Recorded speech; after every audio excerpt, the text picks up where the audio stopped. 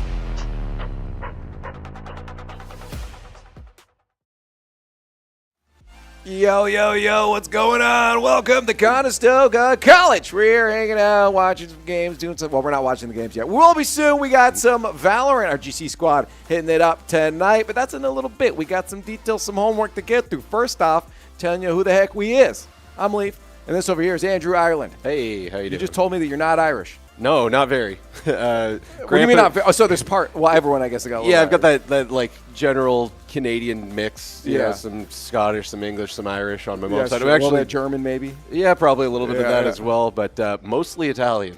Oh, mostly Italian. Yes, okay. I was going to say, we were just talking about that. Yep. I got Italian as well. Yep. You can see it on my nose. I got a pointy nose. Yeah. That's where it comes out there. The facial hair like reads like guess a little bit, yeah. Like 1500s Italian. Yeah, they're going the pirate look here. Yeah. But anyways, it's not about us. That's all the jibber jabber you see on the screen maybe. Oh, yeah, they're on the bottom part of the screen there. Our squad getting ready. We got 3 of them in studio today. So before we talk about them, why don't we take a closer look at the squad?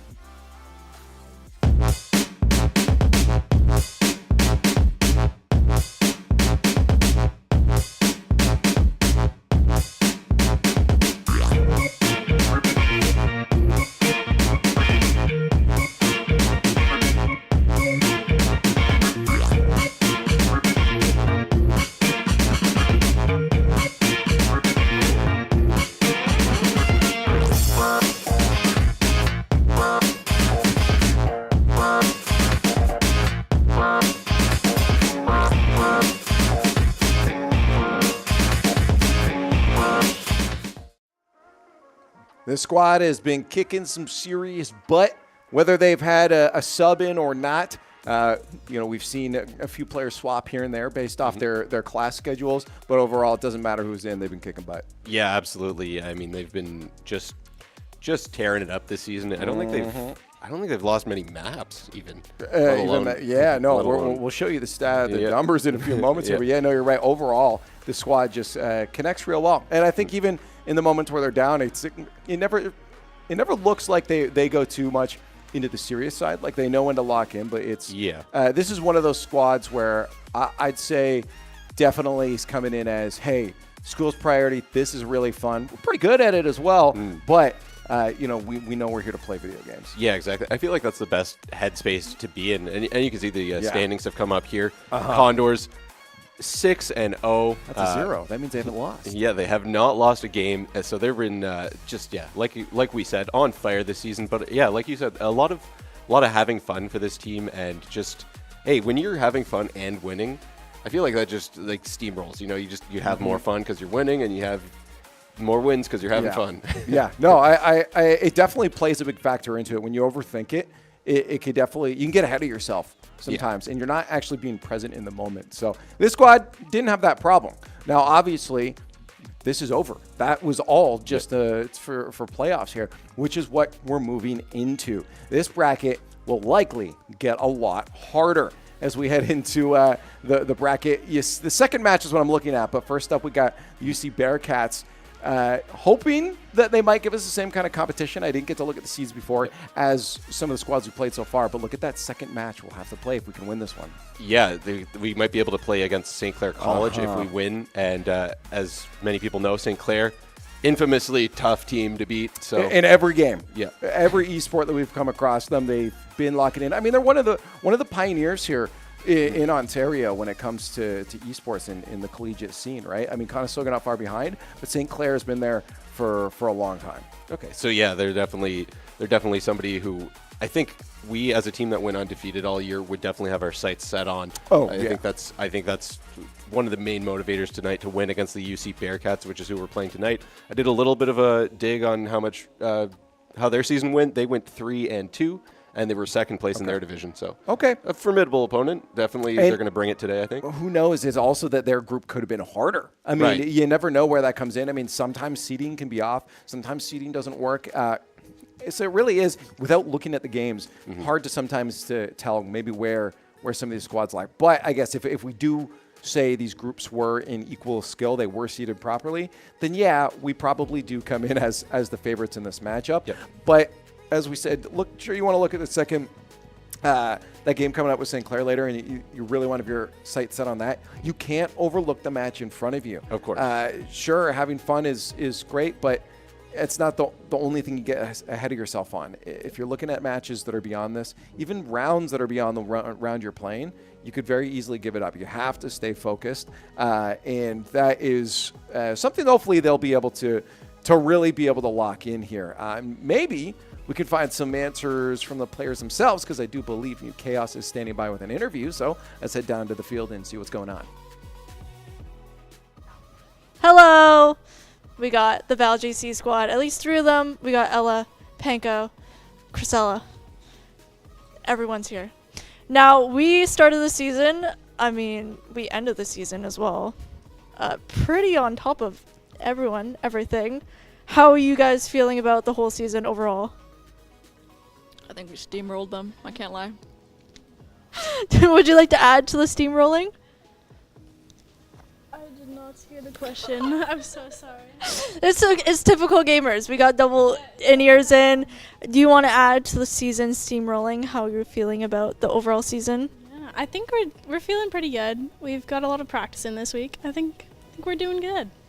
That's good. Now, I will also touch on, because, as we know, if we win this game, we go Saturday, and we possibly face St. Clair. How are we feeling about facing St. Clair on the weekend if we win? Same as I don't know anything about St. Clair, so I just take it as how we take every other match, with confidence. Honestly, I feel like it's better that you don't know about St. Clair. I like that. Keep it like that. Just avoid Google and everything about them. How do you feel about going against St. Clair? I honestly feel the same way. Like, I feel like I know less. So, we're good. You heard it here first. We don't care about St. Clair. We do, actually, but just saying. Well, I will let you guys, because you guys have a match starting quite literally right now. So I'll let you guys get back to it. I'll send you guys back to Brody and Andrew in the casting void. Oh, Hey. bye. They were waving. We had to wave back. That was for us, I think. Yeah, I think so. Maybe not. Yeah. It's like awkward. They were waving at the people behind us, and we just thought they were. Yeah, exactly. Someone was in the hallway going past the camera. I mean, that's a decent way, honestly, to approach your matches. I mean, sometimes doing research is good. Yeah. Right? But it kind of plays to what I said before. I feel like this squad is just here to play Valorant. They're here to play the game that they want to play. And if the game they play doesn't match up against their opponents, then it doesn't match up against their opponents. Yeah. And that's something they can figure out later. Thinking too much ahead of it could cause some problems, and they like the way that they approach it. Yeah, absolutely. I feel like they're really good at that. And it looks like the maps are coming up on things, so we'll talk about them really quick. Oh, we got a little defense attack. Yep. Signs now. This is nice. Okay, that is pretty cool. A little quality of life. So yeah, it looks like the first 2 maps, Bind and Haven, were banned, so we're going to be playing on Sunset to start it off. And then defense, and then Conestoga is going to be on offense on Split, and then if it does go to Game 3, it will be on Ascent and offense as well. Interesting. I mean, again, not always the maps maybe I'd expect to see here, but not unfamiliar maps as well. That's for sure. So I'm still confident. I'm just trying to think back to matches they played on these maps specifically. Yep. Split for sure, obviously, and that was the reason that's our pick. But we've seen them do well on I think each of these. Well, obviously they did really good throughout the entire season. So they've been doing quite well. I don't believe I've seen Sunset before. Not as they've probably played on it. I just as a caster haven't witnessed a Sunset match yet. So this will be a little bit of new territory for me. It's a lower percentage of the maps that we end up playing on, but it definitely has been played before. Right. But as you said, when it comes to maps, is they're also not used to dropping singular maps. I mean, they've had close games, that's for sure, and they definitely have dropped a map. I think probably 2 maps that I can remember. I don't think we watched all their games though. But so they definitely have. They're not infallible, that's for sure. And especially coming in this bracket, these are teams that they just have not faced off against yet. Right? They don't know, and they said it themselves. They don't know what they're walking into here, and hopefully they're not walking into anything. It's their opponents walking into them, and we get to shoot them all. Yeah, definitely. I mean, I feel like from maybe the opponent's point of view, is that they're going to be expecting Conestoga to be a really solid team, so they may be bringing, I mean, obviously it's the playoffs, you're going to be bringing what you've got, but they might even be in more of that adrenaline, ready to go state. And here's our player to watch today, MGD, the highest average score. Just popping off across the squad. This high stats player, I'm not gonna lie, I genuinely feel like this could have been most of the players on the squad. We have seen every single one of these players step up. So while she is our player to watch, I do want everyone to watch everyone, because we've seen all of the Panko particularly comes to mind. Some of the shots she's hitting are just phenomenal. You're getting highlights. You're getting 1 kill, 2 kill, 3 kill in the span of a few seconds, and it's fun to watch. But all the players have that capability. Yeah, no, that's I mean, there's a reason they're doing so well in the season, and it definitely takes a full team of players to do that kind of level. And the other thing is she was so close to 300 kills, 299. I know. Yep. So close. Well, I guess that unless you're only counting that league stat, sometimes you separate those stats, and now playoffs get their own stats. Yeah. But this would be, so first kill that she gets here will be her 300th in this semester. Yeah. So celebrate that at least. Yeah, pretty awesome. That would be really bad if she goes this whole series without a single kill. I'm fairly certain she'll hit her 300th for the semester. Yeah, maybe be the first one of the match. That'd be something. That'd be fun. Hey, let's start off on the right foot. That's how you know things are going to look good going forward. Does she typically play a duelist character? I guess we'll see once the game starts going who she picks. But I not MGD, I believe. Well, sometimes they run double duelist, and I forget who ends up playing that second duelist. Right. But this is going to be bad. I've watched so many of their games. I think we usually see Ella go duelist, but I don't know. We'll see again. Yeah. I presume a little more smart picks when it comes to agent picks than some more of the fun like double duelist setups that we've seen them do before. I think a lot of those times that comes out when you're feeling confident. You just want a little bit of extra, kill power out there. But I have a feeling today, at least map 1, will be a little bit more serious. Maybe on our pick, and if we can see, hey, this is a squad we can shut down, we'll see fun stuff. But a little more straightforward is what I guess from the beginning. Yeah, I think that's probably a good way to approach it, right? You got to feel things out, especially going into a team that was in a different division. You don't totally have a way of gauging how good they were. Yeah. I believe one of the only teams they lost to, they had 2 losses, but one of the only teams they lost to also went 5-0 in that division. So they had some strong teams. Oh, I guess 5-0 in a division is dependent on the division. Again, it does depend on the division. But there was I think it was called the Fumblers, whoever we were laughing at. Oh, the Fumblers. The name, that was a great name. Funny name. Terrible name, but great name at the same time. It definitely... It definitely will be intriguing to me, at least, to see how this first couple rounds go. I don't really count much on first gun round into second round, third round. Once you see that 4th, 5th, 6th round, that's when you really start to see, okay, who might be the stronger team here? Because anything can happen in that first pistol round. That's where you start to pull ahead. What do you typically call the second round? Do you have a name for it? Me and Curtis started calling it the post-pistol round. It's post-pistol, second round. Maybe we can... the round I just lost. Yeah. That's usually what I call it. Or the round after the one I just lost. Good way to refer to it. But looking at the picks right now, pretty straightforward from what we're seeing. And I'm not going to lie, I didn't expect too much more. And it's Panko that's coming in with the duelist here. But on the other side, same thing. Nothing out of the ordinary. Yeah, pretty much the exact same setup, except for I want to see that gecko lock. That's good for Cresselia. That's great. I like that because at this point, especially in your first matchup, I mean, obviously Frosty's picked it on the other side too, but in your first matchup, it's really, really good to have that little bit of extra help before you know if you can give something like that up. So having your little buddy, I forget what it's called. It's just called Buddy, right? Does it start with an E?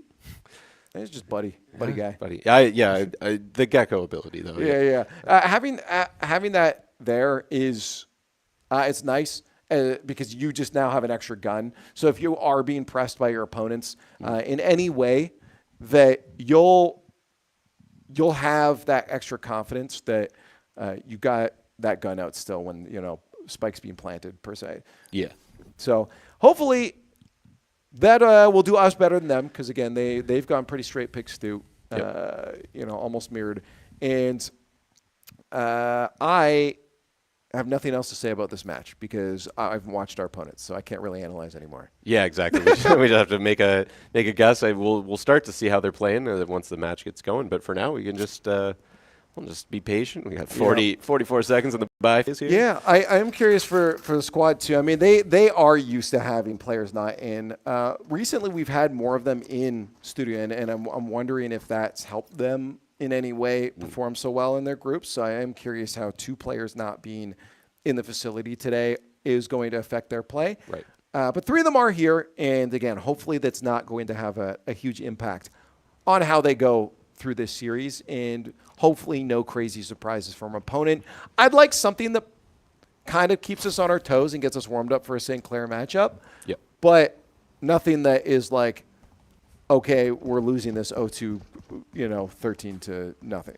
Yeah, exactly. You don't want to obviously go down and get smacked first thing in the playoffs, but it'll definitely be a good way to just kind of test the waters with the other teams and what they look like. Yeah, because there is also the lower bracket, right? Yeah.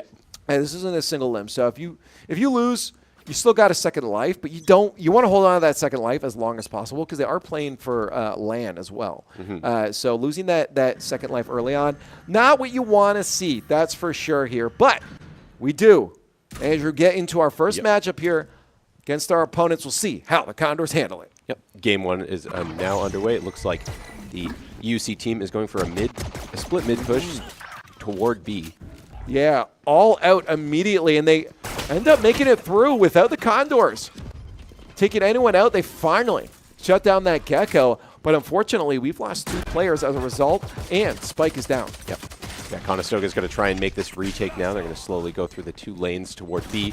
There is Panko gets a kill, but Kaz is taken down by Sprout, pardon me. And Ava gets Cresselia. There's only Panko left. Quite a difficult retake here. Not going to be easy for Panko. You're just got to watch all the corners. Pistols, it's fine probably to lose this, but again, you got to watch out because that's 2 rounds likely that you've got out. We've seen them be able to take a second round. They've walked in with pistols before after losing first round and won it before. Not easy. Yeah. Definitely you're at quite the disadvantage when you're dealing with real guns, but hey, it happens more than you think where the team that lost pistol round takes back second round. Yeah. Now, it's hard to analyze too because the beginning here, that was quite the aggressive push through mid. They easily could have lost 2 to 3 players in that push had we had, say, Vandals, but we didn't. Yep. So I don't expect to see those strats probably throughout the rest. I don't think it was like we're not good at this game kind of thing. I think they just knew confidently we're probably not going to get picked. Yeah, exactly. And it looks like they're all going to go towards B now. A full team push where most of Conestoga is actually coming up coming down through the middle. That's the thing is, if we do there's no way we do a full flank. That would be really interesting. Let them go on and then grab the retake. I'm actually real intrigued. They got to watch the corner though. Right around this is going to be that Cypher, but they pull off now. So the problem is we got that cage in the way here. It's going to buy them a lot of time. And I'm wondering what our opponents are thinking. I mean, they have the firepower advantage. The Condors have to play something sneaky right here, and they are getting ready for a retake. Yep. They're slowly making their way down that back lane of B as well as a second 2 of them for the side on B. So this is going to be, things are about to start happening. There we go, a kill for Peaches on MGD. Unfortunately, we lose one there. That util out didn't really do much. We're going to drop 2, which is good. Try to make their econ go into the next one as worse as possible. Again, you expect to lose the round. The best thing you're going for is shutting down as many of those players as possible. You get 3 of them. That's good just to keep that econ as close as possible. Yeah, exactly. You want to take some of those guns and make them have to, you know, buy them again and be able to, just not have so much extra cash. If, you know, if they got ace that round or something like that, that would be a huge disadvantage compared to where it definitely makes third round even harder. Yeah. Than it was before here. But thankfully that didn't happen. So coming into third round, hopefully Condors can set themselves nicely. It looks like a couple are going to stick with pistols here on our opponent's side. And they're going to rock for that mid again. 3 of them going straight through. Condors, I don't know if they'll be ready for that. It looks like they're going to hold off a little bit. Now that they have the firepower that they want, they're going to hold those angles that they know generally work. So this is good. Stick your, well, no pun intended, stick to your guns and do what you know has worked in the past. Yeah, exactly. We see a couple of shots being taken, and there's 2 for Ella. She picks up quickly those 2 players that were coming through, and can she get the third? Yeah. You think so? Yeah, taken down by Ave. Yeah, especially with the health on the opponent. It felt like it didn't need to be many shots landed there, but it is in our advantage right now. Sure, spike's planted, but you just got to breathe on that one right there, and that Cypher goes down. You still, again, look at the health on our remaining opponents. Yeah, we've got quite a bit of advantage here. You know, basically a health bar and a little sliver. So we got to see if Conestoga can take this. Peaches gets a kill there. Yeah, Frag is out, but they're going to rotate around the other side. Panko's taking it to the far side and gets, or sorry, Cresselia gets traded out there. So it's just Panko going for the stick. I wonder if she's going to go straight stick or if she's going to pull off on the halfway. Nope, she's going straight through. No, she has to pull off knowing the player's coming around. There's the kill. And I'm not sure she's going to get this one. It's so close there. Wow. I don't know the beeps enough there, but a clutch play by Panko. So close. Yeah, that was really close. A great play by Panko there to get that kill, and just almost had the intuition that that player would be coming around right there. It got off the bomb at the perfect time, gets the kill, and then goes back. Well, you saw it. The ability coming through, you know it's getting fired. It holds you in a certain position, so that player was hoping to utilize that to come around and get that swing. It was planted for them anyway, so just really heads-up play from Panko. Yeah, great timing. And it looks like they're going to go for a little bit of a split play, but probably going to go up towards a B again. It seems like UC really likes this B route on offense. But they've got... actually, Spike, sorry, is going towards A. I didn't see the little icon there. They've got 3 players faking a push towards B, maybe? Yeah, keeping their options open at this point. I mean, they just want to scout it out. They knew that the Condors like to hang back a little bit, so they don't want to commit anything too hard to a site that the Condors might be ready for. So at this point, it's getting the feelers out. And this works to Condors' advantage too, right? So they have so much time being ticked off that clock that a decision's going to have to be made very soon here from our opponents, and that's when the Condors can pounce. Yeah, still no... Nada. No action has happened yet. There was some shots being fired, but I don't believe they were making contact with anybody. Nope. Looks like the decision's coming in to rotate over to that B site. Well, Condors have 3 on A. Should be a quick rotate through that backside through spawn to get back there. But this is definitely a commit to B site, and it's going to be a fast push with only 30 seconds left. Yeah, all the abilities starting to go down here. We've got smokes, we've got everything, and Conestoga has the intel now that a lot of the team is there, so they're going to start making their rotate over through the bottom lane of the map. Yeah, they've got the information. Now it's all about that retake. They're getting themselves set up there with the Astra, and the push in here for the Condors is about to happen. There it is. Hannah takes down Cresselia. So now the Condors are behind, but Ella Bloom is able to trade out Hannah there. Ooh, not quite the flick that Panko wanted, though. It is down to a 2-3. We got it down to a 2-2 right now, but unfortunately, we are going to lose Ella at that one. But MGD is going to clutch it up. The final 2 kills. Sprout and Frosty ain't got nothing. The defuse in, no problemo. Well, that's why they told you to watch MDD there. What a flick. A couple of quick kills there to clutch out the round. That was some awesome shooting. Now, Condors tying it up 2-2. That's what I like to see, and that's why I said you got to wait for a few rounds to really feel how things might start going forward. Did see a little bit of a sloppy flick from Panko there. I talked about Aurora now.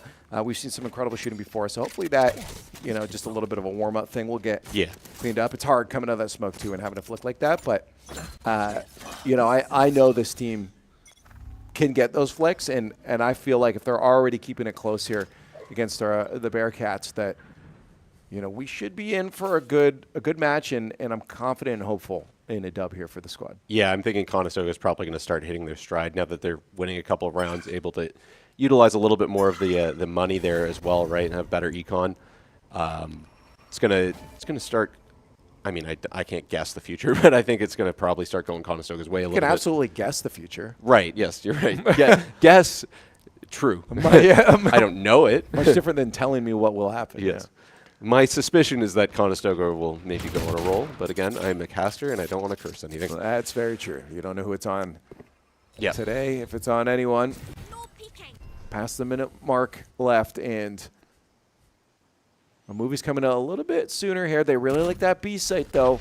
Bearcats trying to make their way in again, but the Condors proven time and time again they know how to go for these retakes. And just as Cypher pulls out there, NGD backing off, right moment. Don't think she's spotted, so they'll be going again for another retake. Yep, and the spike is now down for or like you said, it's a retake. The spike is down for the UC squad. Some warning shots going in from Conestoga. Maybe trying to get somebody through a wall. Nobody hit yet, though. Yeah, and there it is. Rockets are out for the Rays. Oh, she sees where they are, but she wants to get the shots. One will be down. Can she get out of there?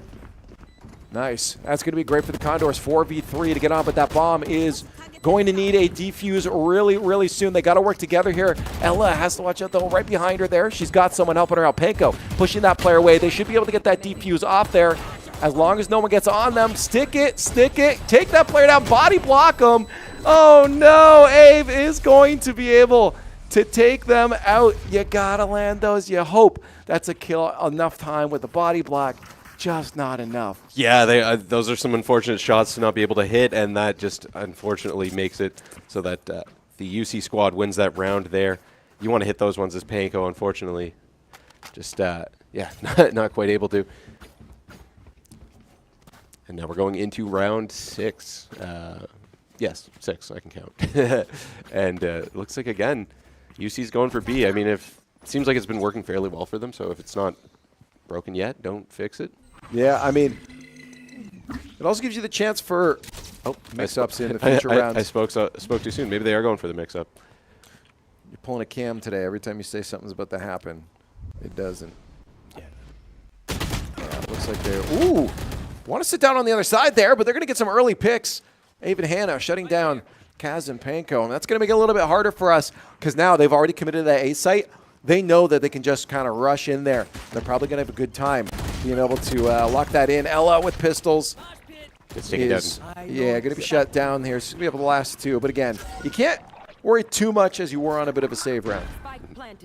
Yeah, looks like the spike has gone down, so now it's up to Conestoga to try and, well, like they said, try and get a few kills here, maybe make the econ a little harder on the other team, and maybe somebody gets lucky and gets clutch, but not the most likely.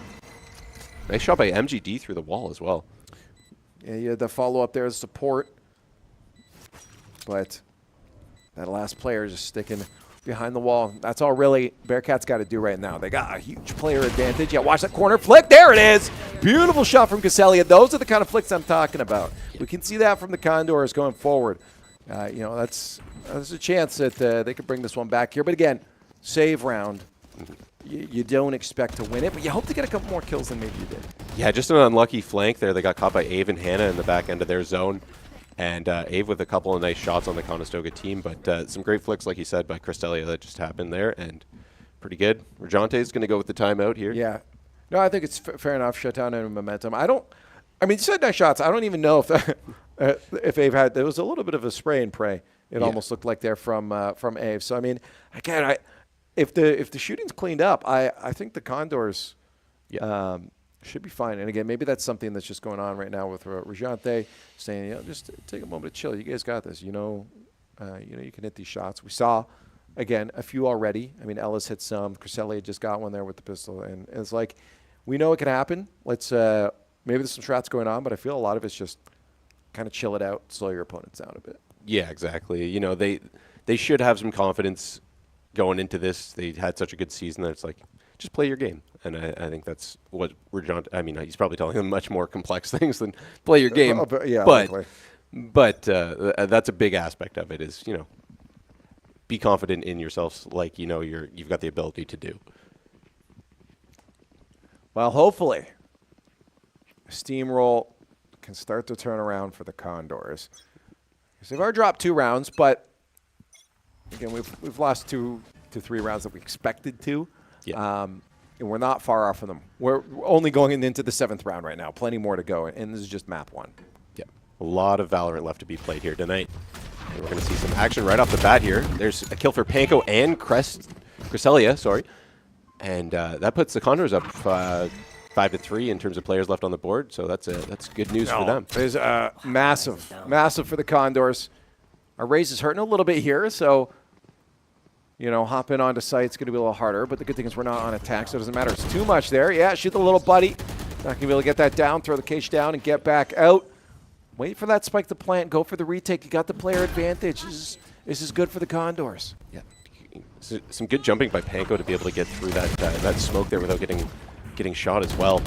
And that keeps her in the game here. Now they're going for a full-out fight around this corner. Ave takes out Panko. Panko was low. MGD picks up Ave, and now Hannah is down to Cresselia. It's now a 2v1. 1v1, and that's the last kill for Ella. She takes down Frosty. Yeah, and gets the defuse off. That's a pretty clutch round. Came out of that chaotic gunfight, and Conestoga is able to win a round there. Yeah, that's what we're looking for. I mean, we probably lost more players than we're hoping to on that retake. Yeah. That definitely keeps things closer. I think you probably see it in their faces too, like, oh, yeah, cool, we got to win, but we got to not die next time. Yeah, exactly. Our opponents aren't going to make this easy for us. It's not going to be no, definitely a cakewalk. Yeah, it was a really back and forth. I mean, there was like a 7-person trade at some point. It seemed like so. Definitely UC is not just letting them take any ground here. Well, one more to tie things up. Got a heavy stack on that right side of the map. Probably still look down mid, see what's going on there, but A seems to be the commit for the Bearcats. Yep. And it does throw the Condors off. I mean, they're ready for a lot of these B pushes right now. We've seen so many of them. That's what we were talking about before, is that conditioning and mix-ups, right? Switch things up. Yeah, they really seem to. Conestoga really looks like they were anticipating a B push. They might start to rotate as soon as they get some intel here. Well, the good thing is, again, that's why you've got stuff like that. You've got cameras. You can check things out, right? You can take a look-see, and that's exactly what they know what's going on now. Whole team rotating around there as spike gets planted. Condors on the retake A side this time. Yeah. Looks like they're going to come around. Some of them are going to go for that flank into the retake, just around the back side of it. Change up the angles a little bit and be able to come at them from both ways. Go for a little bit of a pinch onto the site here. Yeah, that's what you want to do, but it's not going to be easy to get around. I mean, again, you got to deal with tripwires. You got to deal with players pushing. Yeah, nice couple shots, though, from Panko. That's what I was talking about wanting to see here. Wonderful, wonderful, but we are losing players one by one. Unfortunate Ave. I was talking smack before, but it doesn't matter now because they're lighting it up through the wall. Ella goes, takes that one. They don't know that she's there, but she's not going to be able to get the bomb down at least. Though at least she can take down a few players in the meantime. Yeah, that was some good stuff by Ella to just, again, make the econ harder on the other team for that round. You want to just get in there and get those players, and she did exactly that. Hits 2 great shots. Some good shooting by Panko, and unfortunately the momentum kind of quickly changed after that on the Condors, and they found themselves get quickly wiped out by a combination of shots by the the UC team here. 5-3. That tying round was not found for the Condors. And it looks like they're back to their old habits. B-side ready for a push. Condors are saying, we know. Yep. And there they are. Yeah, right down the lane. A quick kill for Kaz. Start things off. Well, this is the thing. And pulling out the Rockets, too. Maybe hoping to get a lot of kills here while they're on a bit of a save round. Unfortunately, they're not going to be able to find it there. Condors are getting shut down one by one. I understand the strat. They knew probably in familiarity this is where they push, though. Can we get a second one? Not quite. At least one. But, yeah, with just MGD left, I don't know. We've seen her with some good shots before. Maybe she'll dive in here and get a couple more. Yeah, she's making her way around this corner. Going to see the first player. Ave? Is that an ability that went down? Did she die to her own abilities there? I didn't see what happened there. That Kill feed would be looks hilarious, though. I believe she did. I wonder how MGD's going to handle this. Oh, gives the information. She's there, just shy of a headshot. Gets shut down. And so, as I was saying, I liked what was going on there. The Condors called out the B push. They made the right call, and what they did was want to dive that corridor to try to move up quicker. Yep. They pulled the Razors Rockets out to try and get a kill. Try to get kills on a save round, right? You did your best to do it. Right call. Fortunately, the execution fell just a little bit short, and the opponents realized too quickly and pulled out. Yeah. I think the three of them, I could be mistaken, but based on the kill feed, it looked like they got triple killed by a rocket themselves. So they just kind of got clumped up and disposed of. Condors are going to have to get their momentum back. Yep.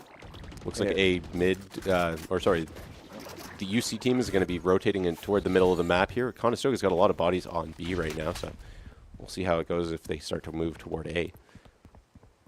Now, this is where opponents are starting to mix things up a little bit, too. They don't want to be too predictable. That's exactly what you look to do. Yeah. Conestoga, I think, is starting to realize they're probably not coming towards B. And we've got all of the UC players just around A right now. Well, especially, again, Tripwire's going off. They know they're over on A now. Plants down. Retake's got to happen. Hasn't gone well for the Condors as of read, especially on A site. Feel like it's been a little bit difficult for them, and Handa is proving that it's going to continue being difficult. We just lost 4 of our players in the span of 5 seconds. Wow. The 5th not far behind. Yeah, Hannah just did a number on the Conestoga team right there. That was quickly mitigating the Conestoga retake, and Ave was able to clean up the rest of them. And you can see Ave and Hannah have been getting a lot of kills this game. You got 17 kills for Ave, 11 for Hannah. Ella and Panko are also putting up numbers, so maybe things will start to swing in the Conestoga favor, maybe once they go onto offense. The hard thing just really has been for them, these retakes, especially over on A site. They've just not been able to penetrate through that defensive barrier. And Bearcats, I can see why they wanted the map. Yeah. They know it. They're ready for this. We'll see again, as you said. Once we flip sides and we're on attack, things might change around. But as of now, you hope for maybe a couple more defensive rounds. Yeah, exactly.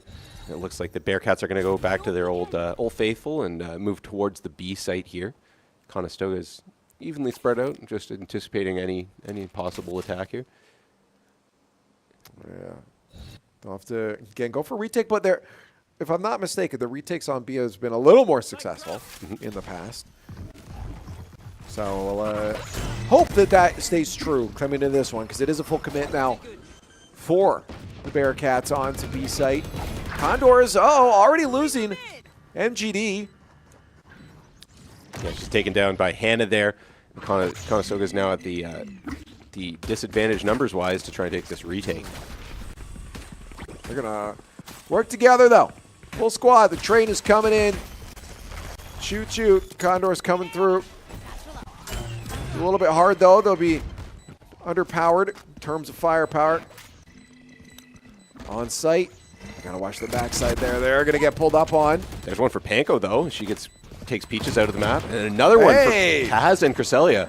That's how you do it here. Watch the corners, though. Get those kills. Double for Banco. That's the retake. Hey, we saw success on the B side before. We just got to hope that Bearcats keep going there. I mean, actually. Not able to get the defuse there, unfortunately. Soon anyways, but. So, yeah, great shooting by Panko. You can see Panko Kaz as well. But unfortunately, yeah, not able to get that defuse off in time, so they do lose that round as well. Unfortunate. I know right after I looked at the numbers, I'm like, that's not right. Where's the 4 that we were supposed to have? Yeah, exactly. I don't know the beeps off by heart either. I swear that was enough time. Okay, I must be tripping. Yep. That's definitely unfortunate because from what we've seen, rounds are not going to be easy to come by, and losing one like that, very hard. Hard press coming into this last round before swap. Yeah, exactly. There's well, we've got this standoff at this corner here. It looks like some stuff is about to happen. Got Hannah and Ave on this corner, which have been 2 of the deadlier players for the UC team. Looks like Conestoga is going to decide to, well, they don't know anyone was there, but they're going to decide to look at another laneway. No, they want to, they want that rotate. They might be making the right call. Spike does look like it's making its way over to B site. Yeah, that's some good stuff. Yep, they're going to be wetty, or wetty. Yeah, they're going to be ready for the battle. Yeah, they're going to be wetty for the we take. Ready for the week take. They're going to be wetty for the bomb. And Cresselia starts things off, gets the first blood here on Hannah, which is a good player to take out of the map. A good player to get a kill on quickly. And there's Peaches on Panko. Yeah, 4-4. Traded off, though. Spike is down, but again, we know that we can take this site back. So Condors getting all prepped up. Hey, there's a good first entry kill there from Sprout onto site. They got to watch that far corner there. Astra for success is what it's going to be. I think they're in a good spot right now, but they got to watch out. Util coming out like crazy. They're going to push through the cage. No problem. Get a couple trades here, but we're going to lose some players as a result. Down to a 2v1, though. Get that kill. You get the round. Don't forget the defuse this time. You got around there before the swap. Not the worst thing in the world.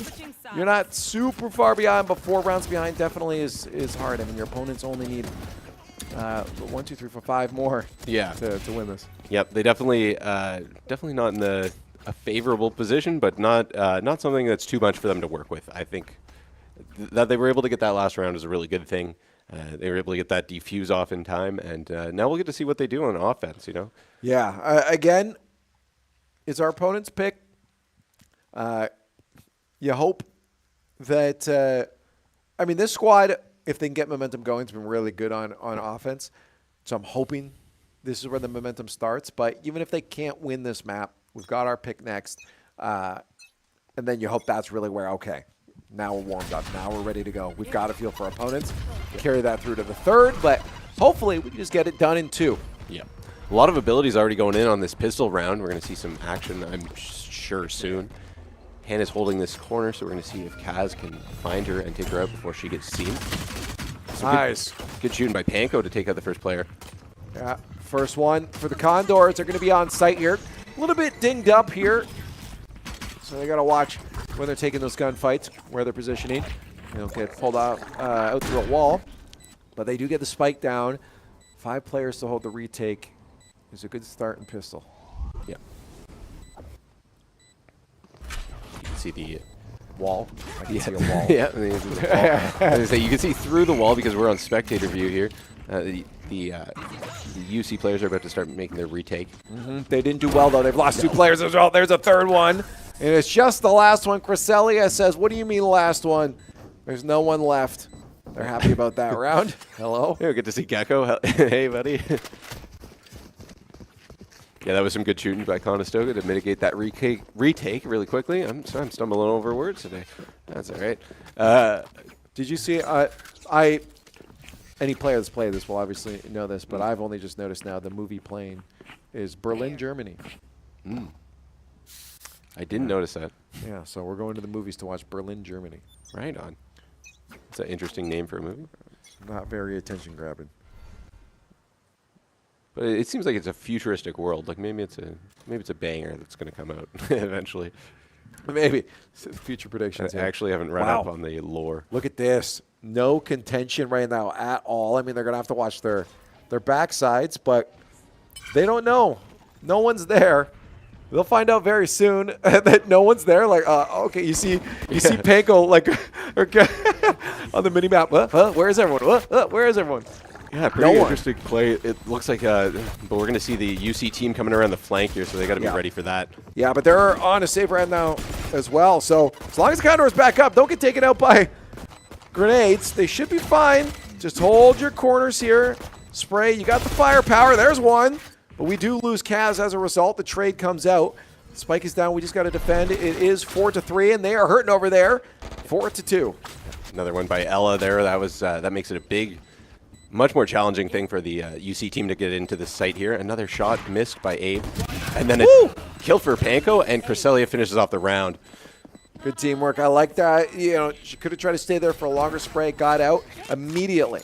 As she left that fight, right around the corner came Cresselia to finish things off. I loved how smooth that transition was. Very, very good teamwork. Yeah, you got to imagine that was some pretty good communication. Said, hey, get out. I don't know if that's how they say it. You have to be a little more confident. Oh, I'm gonna leave. Can you help me out? Can you help me? Yeah. Production saying that was probably screaming, "Help me, please!" Yeah, that's usually what my comms are like. Yeah, maybe that's why I don't do so well when I play. Where are my teammates? Help me! Because I just casually be like, "Hey, I've just been shooting at a guy. I want to." And the whole team's dead by the time you get your exactly. Well, that's a good round for them, narrowing that lead that the Bearcats have on us by only 2 points. Yep, and it looks like Conestoga is going for an A push this time. This, by the way, is the most normal gun skin I've ever seen in this game. Yeah. That could almost be in Call of Duty. It looks like a Call of Duty skin, that's for sure. Oh, they're right on the site there, unfortunately. It's not a good enough skin, and she gets taken out there. Condors dropping like flies right now, 5-3. They're not even in with the spike planted yet. This is not looking good for the Condors, and a flawless for the Bearcats. Yeah, they were all taken out pretty quickly. I think they got caught by surprise as they didn't expect everyone to be there so quickly. And some good shooting by Frosty. I think took out 4 different Condors that round. And that's going to make it difficult to do anything. So they're now down 9-6 in this game. You know what's really fun is you're talking today like an AI transcript is trying to discern what you're saying. Oh man, there's always those couple small changes in it. Well, my initials are AI, so maybe there's a crossover there. He's been found out. Yeah, ladies and gentlemen, I'm a bot. I'm definitely a bot. His teammates weren't wrong. That's too good. Well, we've got a nice scoreline right now, not for us, for the Bearcats, as they lead us by 3. And Condor's not out of it yet, but they are struggling to get that momentum. It seems like there's those bursts of it, and then it falls apart quickly, taken away by the Bearcats. Yeah, anytime they have a little pocket of brilliance, it seems to just be stomped out quite quickly anytime their flame burns. But they are going to be able to get on site without contention, so they'll be able to retake for our opponents. And again, that's why I love little buddy guy here, because they can just hold their corners and get set up. Wow, he plants that spike. Yep, definitely. Love the hands-free planting there. I don't know if Panko saw Peaches right there. Yeah, she got shot at, so I think she knows. Yeah. And which is honestly good, because those players now know they have to watch that angle. I mean, they always do want to watch it, but you got to definitely watch it. And she's going to make her way out there as we see Cresselia make her way on a point. She gets traded out there, unfortunately. We're going to lose another one, but we are at advantage. Only one player left here for our opponents. MGD is just going to stick the spike, and that's going to be it. Another round here for the Condors. Yeah, they were able to quickly get on site and do what they needed to do there to win that round. Very well executed for the Condors, I would say. Yeah, they seem to be happy about it as well. You get the person in the back you're not aiming for. I like that. Yeah. Lots of trades there. And then Kaz and MGD able to finish off those last few. Yeah, taking out the enemy buddy. Making sure you can't. The evil buddy. Yeah. Put him in the corner. He's grounded. Not far off now. This is much, much closer. Yep. I wonder if we can ask into our specialist in the back here if we think this is going to be a turnaround success for the Condors on map 1. If we could get the stretch intel, let us know if the Condors are winning map 1. Yeah, clairvoyant stretch. Seems to know everything. Yeah. Somehow, it just blows my mind, that's for sure. But Condors switching it up for an A push this time. Going to see some action right here as Frosty throws down Slime. That hurts. Pushes right through it. Panko, yeah. Hopes to maybe catch that player by surprise, but that gives away the information and a life to the Bearcats. Nice shot by Ella, able to come around that corner and pick up the player who doesn't expect it. And MDD with a double kill. Woo-wee. That puts Conestoga in a good position here. Yep. Download and process as well. It's going to give a little intel. Intel of where everyone is, and now they know what they can do. And they're already making their way over to B side again. Looks like a full rotate, but the opponents are calling that out as well. And that's a smart call from the Bearcats. Unfortunately, the player count is quite different than ours. Mm-hmm. Yeah, we got a 4-on-2. It's a good place to be in if you're Conestoga. Gonna maybe try and get that spike down soon and make it 4-1. Sorry, I counted up. We're gaining players that we recruit them to our side. Yeah. It's infected, maybe? And then MGD is there to finish off the round with a wall bang on Frosty. That's another round for Condors, where it's a 1-round game now. We're going to say press 1 in chat if anyone got that Wololol reference. Wololol? I don't think I got it. Yeah, no, you guys are too young for that one. Too young for that one. Yeah. Nice crosshair placement. That's what you like to see. Yep. Just let your opponents walk into you. Right where you're aiming, you just got to click once and they dead. Looks like for the tying round here, Conestoga is going to be going for, well, potentially tying round. They're going to be going for a middle push here. That's good. Stick together. Strengthen numbers, right? Right there. Yeah, everyone on top of each other right now. Don't worry about grenades. No. Don't worry about rockets. There's a quick one for MGD to start off the round. Another one. 2 headshots as well. Here comes a potential third. No, Frosty's going to shut down that streak. Condors, though, with that kill, know where they got to go. They got to watch out there.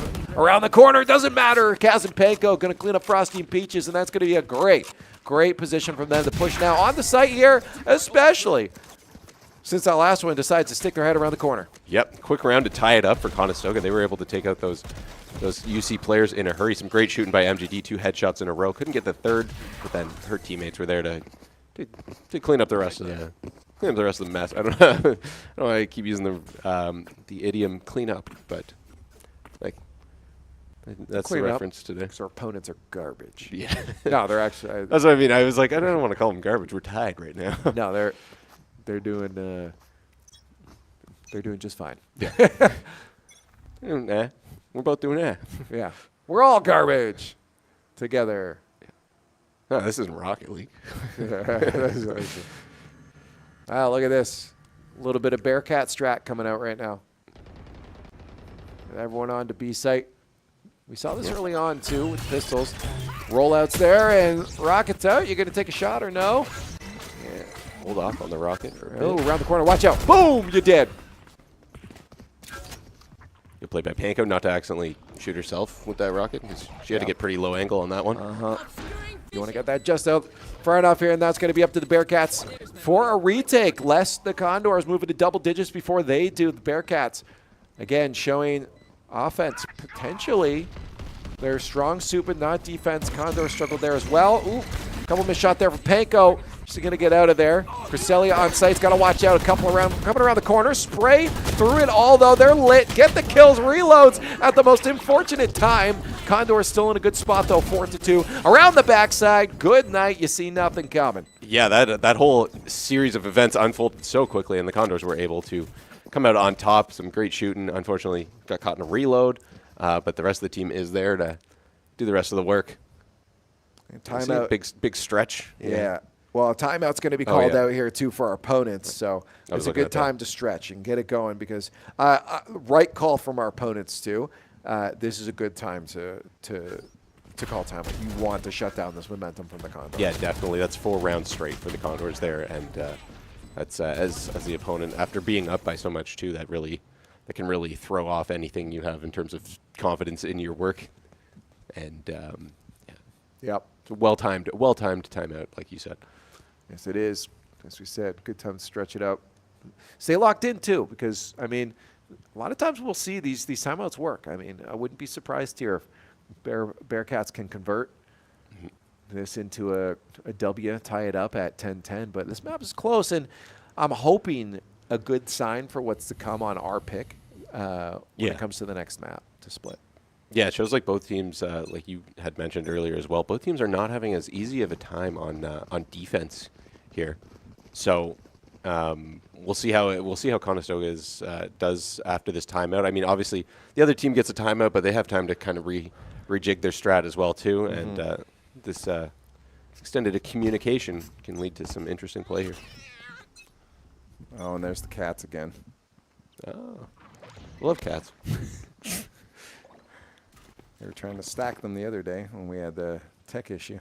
I don't know. You can stack the Cats. Well, they were just lining them up on the wall here. But look at that hard push on A site. They are right in there. Any information? Nope. That means, well, I guess no information is information, therefore not no information. So they got the information that they can move on to site, and Spike is going to be played. Yep. But he gets that bomb down, and now it's up to Conestoga to hold off this retake. Oh, hello. Now the move is on here for the Bearcats. Yeah, that's going to be hard for the Condors to be able to do anything when they can't see there. We lost 3 of our players, but we're shutting them back down again. Ella Bloom on the walk here, tries to get around the corner, shut down the defuse, but gets shut down by the players as well. Yeah, that was a close one for Ella. She was able to take out one, but unfortunately, they knew exactly where she was, and as soon as she came around that corner, good night. Yeah, exactly. I was gonna say good night. That was weird. I didn't know you were. Probably because I say it a lot. So Yeah, maybe. I might be. You're right. Yeah, I'm starting to. Worm braining you. Brain worming you. Uh-oh. Not the good night worm. Sounds terrifying. Yes, It's like a 1800s disease. Yeah, it's like a pocket full of posies or whatever. Yeah, the good night worm. It's something. It's like the nice name for a terrible disease that, like, you know, your child has gotten, and you're trying to like ease them through it. Yeah, like a Victorian era. Yeah, this is terrible. This is dark. Yeah. What are we doing here right now? We're watching Valorant. It's 10-10 right now. There's bright colors. It's a very back and forth game, and really a nail biter at this point. We'll light them up, Cass. Can you get 2? It's just going to be 1 there, but the other one's lit up here. Raze gets the frag out, but it's probably not going to catch anyone with any damage, so they're going to be stuck in there for a little bit longer, and I wonder if they're going to go for potential rotate. It does look like they're going to as well. Immediately, do not hesitate. Make your way over. They're going to watch mid as well, too. I like this because they're going to know if anyone's trying to lurk on over there to get themselves over to A. So they should be able to get this plant. Yeah, it looks like they've got time on their side in terms of getting to the A site. It's going to be tight, though. But yeah, there's the re-rotate from the other team as well, the UC team here. So we're about to see some action, I'm guessing. Yeah, absolutely. Watch Cypher watching that mid as well, trying to catch a cross here. I don't think she's going to be able to get that, though, so MGD's going to make her way over to the site as well to help out, but they have to be very careful. The Bearcats are on site right now. Panko shuts down 1, Panko shuts down 2, gets shut down right after that by Peaches, and there it is, the final kill, unfortunately, for Peaches, and MGD off the board means another round win for the Bearcats. Yep. Conestoga's now down 11-10, so that timeout did work out in the Bearcats' favor for sure. Yeah, it tends to. I find the conversion rate tends to be pretty high from a non-actual stat perspective. Like, that's just my observation. And so, while taking your advice fashion, we're going to get another timeout here from Rajante. Yeah, if you got it, use it. Again, if it does stay true, this will put us back to a tied spot, potentially even onto match point. And our opponents, I believe, then will be out. Oh no, you get 2, one per half, right? Oh, but they've already used it. They didn't use one in the first half. No. Conestoga used one in the first half. Yeah, but the opponents don't, so they don't get to use another one after this. It's one per half. Right. Yeah. Okay. Do they get third one if it because it's win by 2, I believe. So say we go 13-13. That's a good question. I don't think so, though, but I'm just guessing because of the little stick on the you know how there's like a separator between offense and defense? There's also a separator between regulation time and overtime. I don't know what you're talking about here. This line. I'm too close to the monitor. Oh, there, yeah, okay. For anyone, it's the very far left, right under Yes. these shields. There's a line there that I was talking about. Yeah, that's just for round wins. Well, hopefully this converts into something nice for us. Looks like a B split kind of day for us. Yep. Feeling B. Yeah, it's going to be good, actually, because rollout's coming in. Rockets to 1. Can't get the second, though, but at least the entry fragger got what she's supposed to do. Shut down at least one of the players. You got the intel, another one's in there. Now you can move on to site, get that plant. Yeah. Made a lot of space there. It's now 4-3 in terms of players on the board left for Conestoga, although one of them is hurting. And we're going to see them hold off this retake.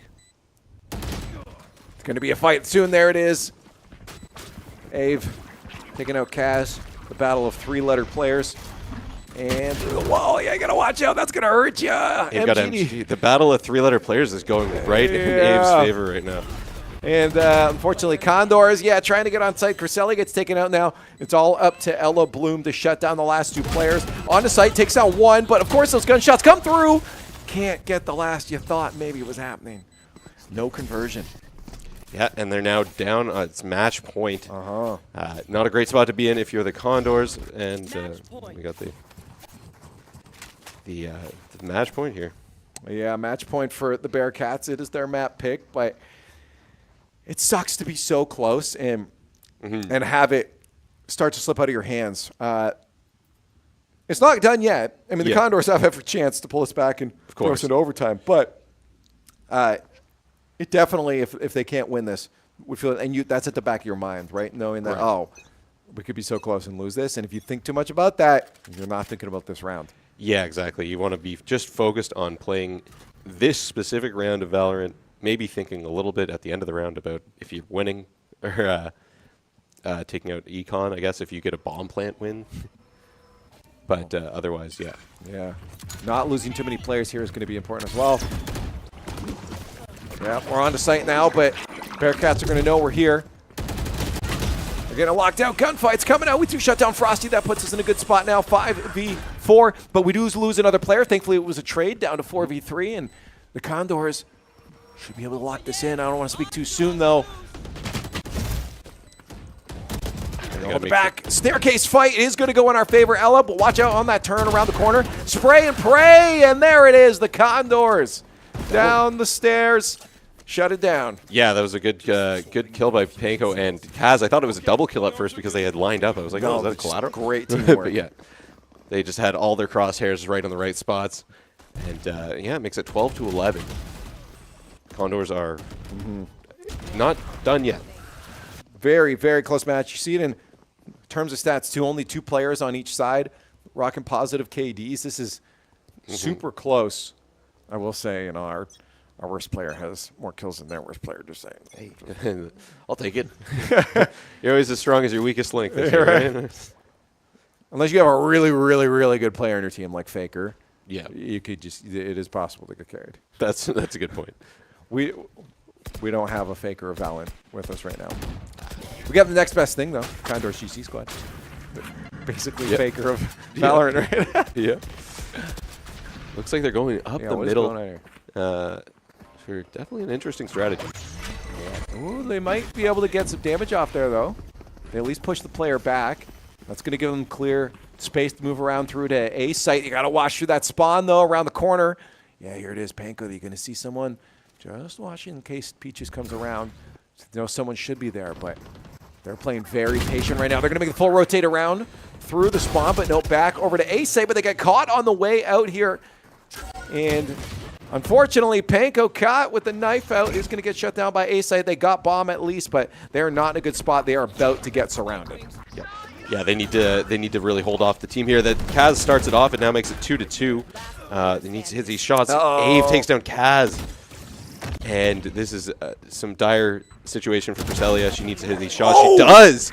She takes down Ave. We've got one-on-1. Frosty's going for the defuse. They got the half, but it's going to be shut down here. It's going to be up to Cresselia. Around the corner, there's going to be the peek there. There's the shots through the smoke. Unfortunately, Cresselia cannot lock it in. and that is not going to be enough time to shut down a defuse. The map win goes to the Bearcats in such a close moment. Yeah. We've seen Cresselia clutch out moments like that before, and I had all hopes that would be another one of those moments. Yeah, right down to the wire. Unfortunately for Conestoga, they go down 13-11, and just Cresselia wasn't able to hit that last shot. Yeah, just ran out of bullets at a bad time too. Wasn't able to spray. I bit my tongue in the excitement of that. Oh no! It's very painful. Ow. Yeah, that's never fun biting your tongue. No, not at all. Also not fun to lose map 1. Again, as I said, when it's so close, too. But what we did see is a much stronger performance by the latter half of that from the Condors. Yeah. And I think it wasn't all just from being on attack. I think it definitely had just to be a little bit more of a warm-up for the squad as well. That it feels like they're starting to get the zone. They know what the opponents are bringing. And now we get to go on to one of our maps on to split, right? So you hope that that plays a factor into this. Yeah, definitely. I think like being on a map that you're comfortable with, you've probably thought about the strats. You're just you know it. That's going to just lead to you lose a little bit of the confidence when you lose a game like that. But I feel like you can be proud on a few points. But just being able to go to a map that you know and it's like, hey, this is our thing. It's a good mindset to be in. Exactly. So the Condors hopefully. Again, are on that upswing here. We will, guaranteed, if they win it, they'll have to go to that third map. So if they could take this as a Condors win, it's going to end up being a bit of a longer day here for them. Again, definitely not those 2-0 those 2-0s that they were expecting and used to throughout their season so far. That put them at 6-0. Yeah, exactly. So we'll see how they do in a longer game because that, like you said, doesn't happen so often for them. So. Yeah, no, that is very true. So for them right now, it's locking in, it's focusing, it's keeping that momentum. I mean, it felt like a slow start, and I want to make sure it doesn't go back to that. Yeah, I feel like with the way that last one just ended, though, it's like it's gonna go from like 100 to. It's gonna feel slow, even if it's a very actiony start, going into a pistol round after. That mayhem that we were just watching. Yeah, as close as it was to. I mean, the energy. I mean, all the players had their adrenaline going in those final moments because, it doesn't matter what level you're playing at. When you come down to a match point situation in a 1v1, it's intense on both sides. Yeah, for sure. You feel it overall. So, I mean, I don't know. I love that feeling personally. Yeah, I love it when it's close. Like, I hate losing it, but it's part of the reason why a lot of people probably game. Yeah, exactly. Yeah. What? Oh, I was disagreeing. Well, I agree. You don't have to agree with everything I say. No. Listen to me. I love that feeling. But there's the amount of Fortnite final circles I've had my heart feel like it was going to come out of my chest. That's when it's sometimes too much. But nah, that's the good stuff. Is that the good stuff? Yeah, that's the good stuff right now. Anyways, I want to stretch my legs. You want to stretch your legs? Yeah. Cool. We're going to go stretch our legs. We'll see you on the other side of the break and see if the Condors can start a reverse sweep up against the Bearcats. So stay tuned.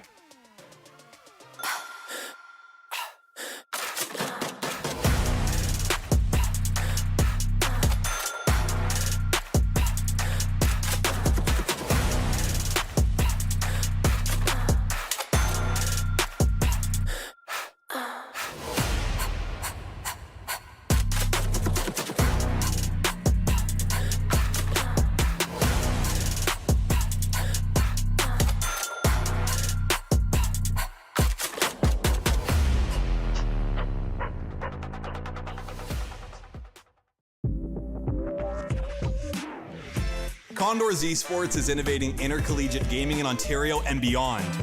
We've built a community where you can compete, play, and work in a dynamic program accessible from all campuses. Condors Esports is more than just gaming. Here, you'll find empowerment and inspiration in state-of-the-art facilities equipped with the latest technologies and unwavering support. We are varsity athletes, turning victories into championships as high-performing gamers. We are relentless, constantly pushing our limits and pursuing excellence through every match. We are Condors. Gaming connects us on campus or online, all through best-in-class equipment. We're building a foundation of experience, powered by our passion. and developing skills that drive personal and professional success. We are eager students transforming our dreams into careers in dynamic and emerging industries. Condors Esports goes beyond gaming, fostering enduring friendships, unforgettable experiences, and meaningful connections. This is your chance to transform your passion for video games, esports, and technology into something impactful. Learn how Conestoga is introducing Condors Esports to your campus and connect with fellow Condors striving to soar. We are Condors.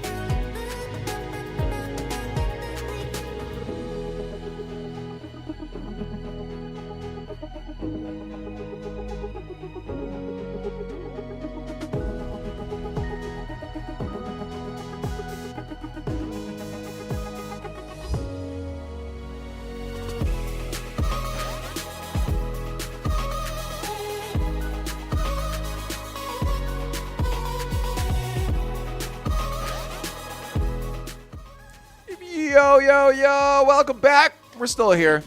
We didn't leave. We promised you. No. And we delivered on that promise. So now you guys owe us a lot. So my PayPal is down in the link below. No, but what is down below is the follow button. So go hit up all our socials while we're in between these maps right now. Make sure you don't miss future Condors action. It's playoffs from here on out until the semester ends, and then we get back into league play.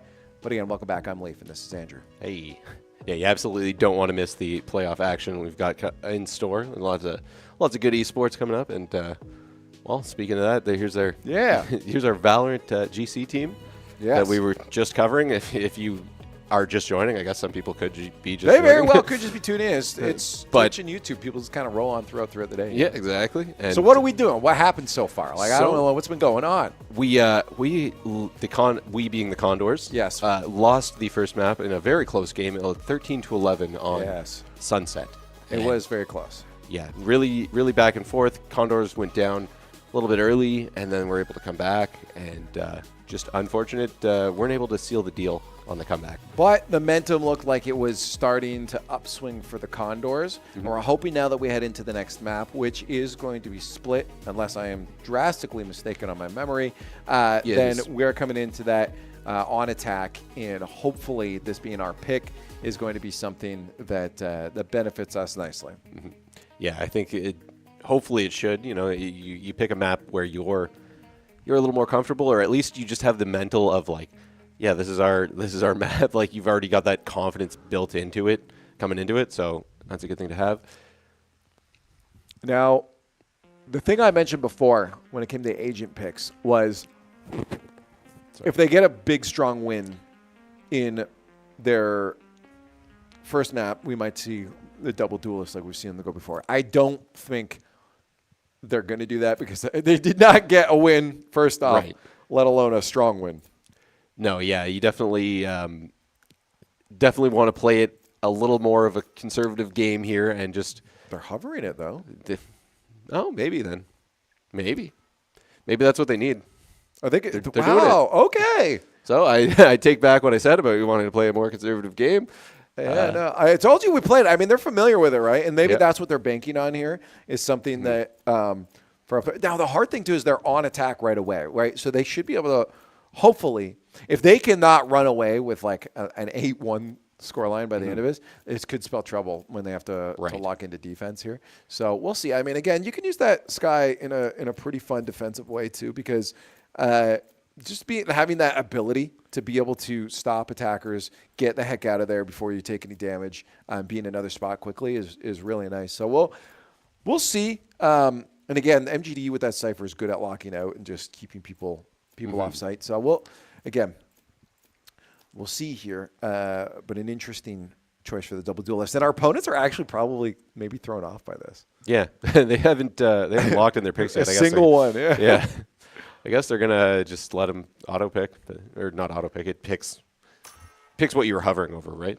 Yeah. Yeah, as we can see now. But they give themselves option to change up to the last moment there. So hopefully maybe it's just they don't know what's going on. But for the Condors, it's very true to what they said during the bit before is that they just want to play their game. We got a fun, quick bit on the screen here. I'm going to read this out for the viewer. The Condors completed their group stage with a staggering 92.3 map win rate and a round difference of plus 69. Nice. They dropped a single map in the entire group stage, and that map was Sunset. It was Sunset. So now two losses on Sunset. See, I knew they played it. That's why I didn't remember because it was only the one time. Wow. That they dropped the map. I deleted the map loss from memory. It's not taking up important space. That's what it was. Yeah, that's fine. Well, that's good to know because I mean, after this, again, unless my memory is bad, Abyss will after that, which they again have experience on. I wonder if UC had researched that and knew that was the one Conestoga. I wouldn't be surprised. We broadcast our matches. I mean, if they're coming to playoffs, you want to take it seriously. Now, obviously, the Condors just like to play the game the way they want to play it. But for our opponents, I mean, especially coming in as the lower seed. You want as much of an advantage as possible. We'll find out, though, if that was just a one-map fluke here. Knowing what the Condors can do as we come into map 2, our pick, and it's looking good. Good start here for the Condors. Yeah, Panko already takes one off the board with a headshot on that player, and they're going to keep moving in towards A.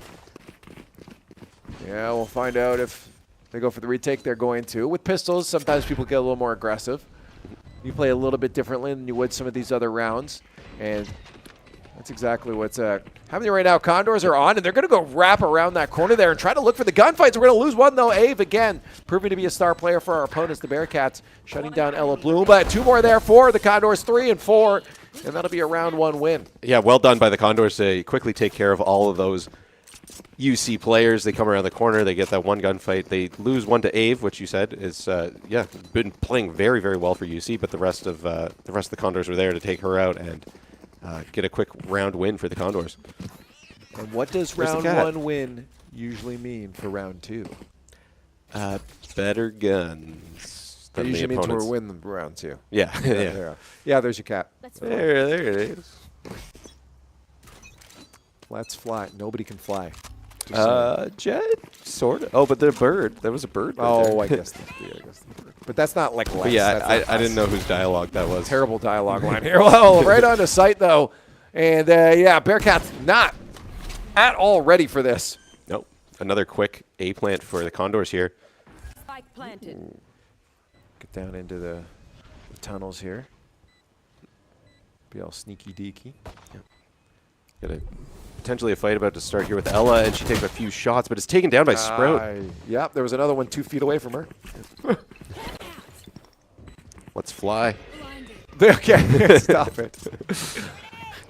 And now they are making their way out of sight here, but they're going to be at disadvantage here, and the Condors are showing exactly why. They got better guns, shutting them down one by one. 3 Condors left, 2. That's wonderful.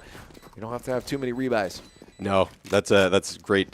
Great for the Condors. They're able to save some of that econ, and yeah, good shooting as well to just quickly mitigate that retake. I use the word mitigate a lot. I'm going to stop using it. Yeah, well, if it's true, it's true. Yeah, that's true. We need some mitigate synonyms, though. I can use put a stop to.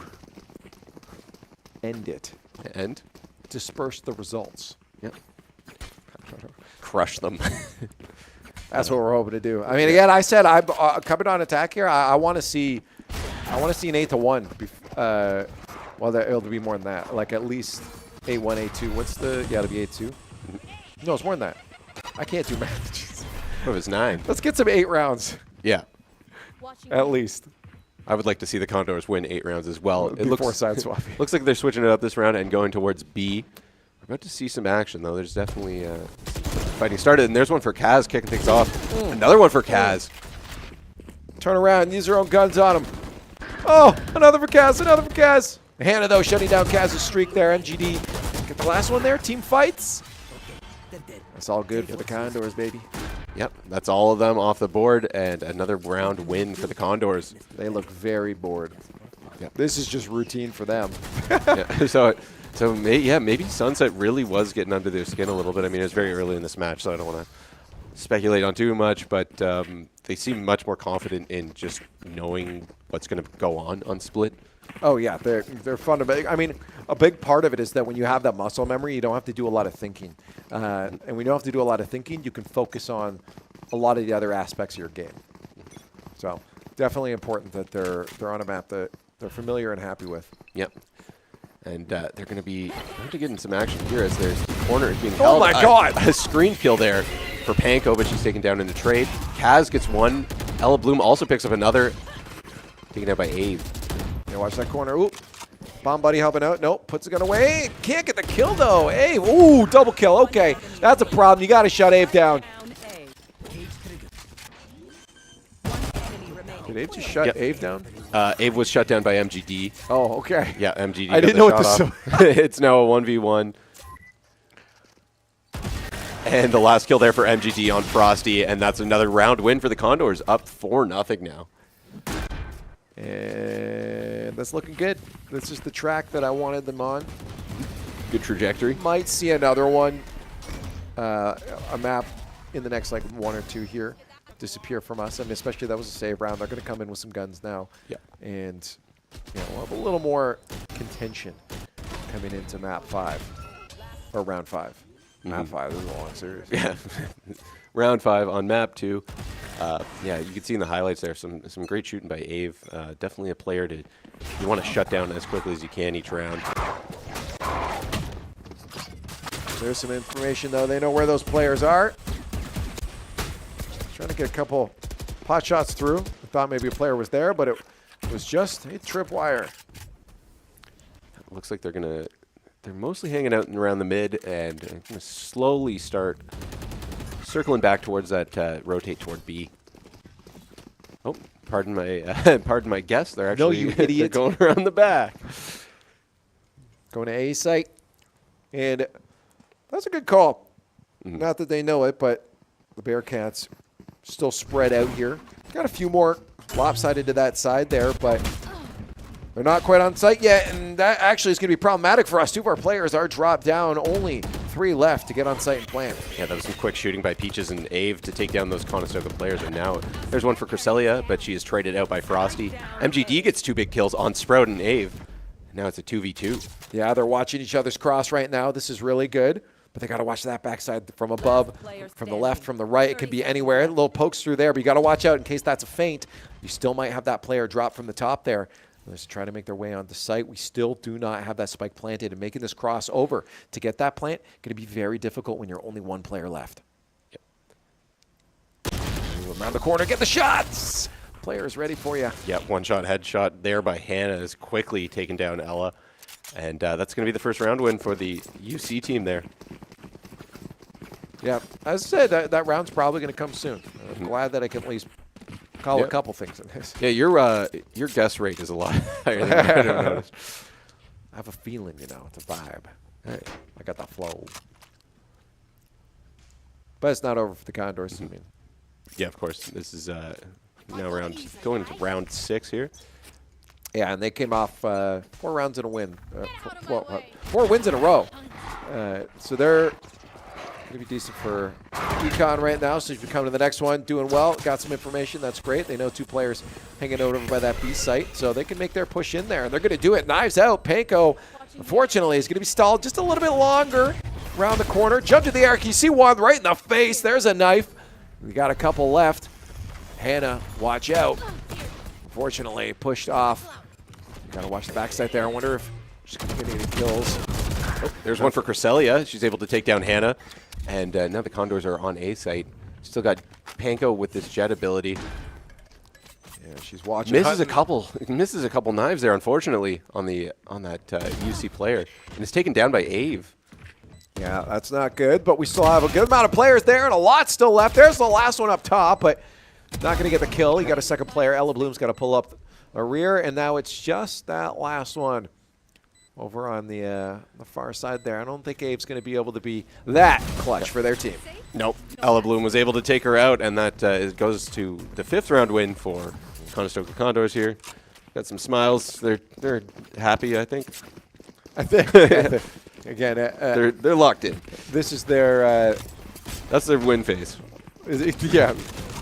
Business as usual. Yeah.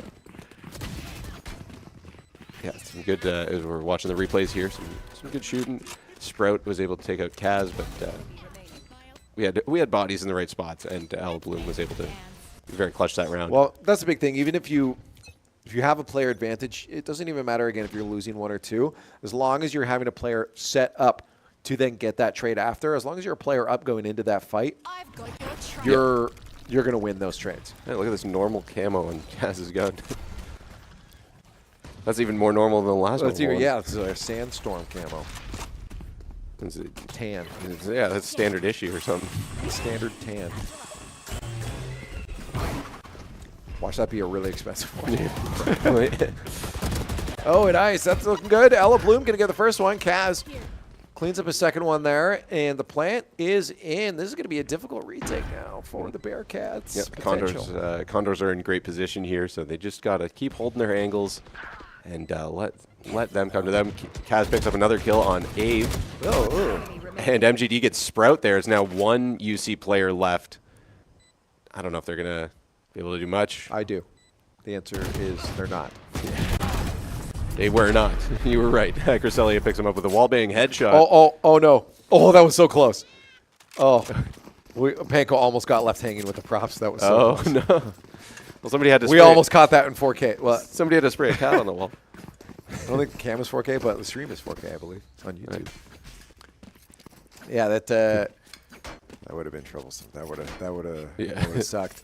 6-1 now for the Condors. This is what I wanted. We're heading straight for a minimum of 8-round wins on the attacking side. Yeah, they've been doing well. They're playing their game, and well, it's showing. We're about to see some shooting here.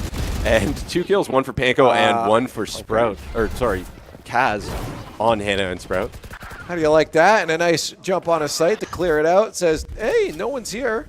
Let's get a spike plant. Wow, that was a great early start there to our round our round 7. Yeah, 2 quick headshots as well by MGD to finish that off. I almost said MSG, not Madison Square Garden.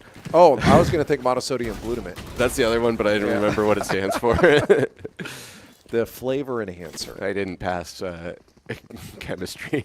I love MSG, but it does upset my belly if I have too much of it. Right. It makes so here's the thing. MSG tastes amazing. The problem is it makes me really full really quick. Right. And then I don't get to eat as much, and I like to eat as much. That's how they get you. Yeah, it is a problem. Yeah.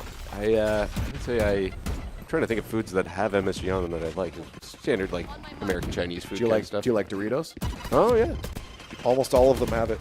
Dude, then why do I eat the whole bag? That's why you eat the whole bag. It's because it's so good.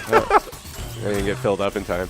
Ooh, rollouts out. You dead? Yeah, you dead. Another great entry onto the site. The Condors, I've been doing this with the eyes closed. I don't even think Kaz's monitor is on right now. No, they know what's going on. Another quick kill for Kaz on Hannah. And it's just the 2 UC players left, 3 Condors left. Let's see them defend this retake. Yeah, not entirely untakeable or unretakeable for our opponents, the Bearcats. If they can get a kill here on Kaz, then they could be in a good spot. But they're placed pretty well right now to be able to stop. And these attackers there, Cresselia shuts down one, and now the odds are not in their favor by far. Hello. There we go. Last kill of the round for A little Kaz double on take. Yeah, I think she saw just the sliver of head pixel and wasn't sure and had to look back. All right, you called it 8-1. At minimum, we needed it. Yeah. So I'm happy. This has been some Condors Valorant. This seems much more like the team we've seen all season, you know? Yeah. Now, again, going on to defense, things can change a little bit here. But this is why I wanted to have such a strong lead as we get closer to the round swap. Yeah, for sure. It makes a big difference to be up by this much. Then you're defending your lead and the bomb sites. But you can get 2 birds stoned at once, you know? Yeah, this is just water on the fridge, you know? Yeah. The big thing here is that this is going to get them shut down a lot of confidence from the Bears. And I guess not Bears, the Bearcats. The Bearcats, and if they can't get the momentum back going into the next map, yeah, this could end up being a GG going into Abyss. Yeah, for sure. That was some good shooting by Kaz to start things off. Trade out. Another one for MGD gets the side of that player. Oh, that's right through it too. Okay, that was a brave move from Frosty. Cypher on Cypher action there goes in favor of MGD. Last year around the corner, Peaches, watch out. Keep your head on your shoulders. You got 2 players that are ready to peek around on you there. Yeah, that's 1, and second forced back into the garage. Yeah, Kaz not able to hit the shot on Ave, but I don't think Ave has no time for this defuse, so she's going to back off. That's why everyone's running too. Yeah. At least save if you can, because you want something coming into these final rounds here. Mm-hmm. It's the last round before pistol round. Or is there 1 more? 11, 1 more, yeah. Okay. Right. Oh. Again, which is why the save is important. Yes. Yeah. Because you want to have some firepower. Because you go in here at least with, while your teammates are saving before the final round, you at least have a gun. Yeah, exactly. Yeah. Yeah, they've actually got quite a bit of creds. But they want to save that for the next one, because if they lose this, which there's a good chance they do, they want to be in the best position to carry forward. Lots of abilities going down. Looks like both teams have a suspicion that A is the place to be. No, this is a little chaotic, though.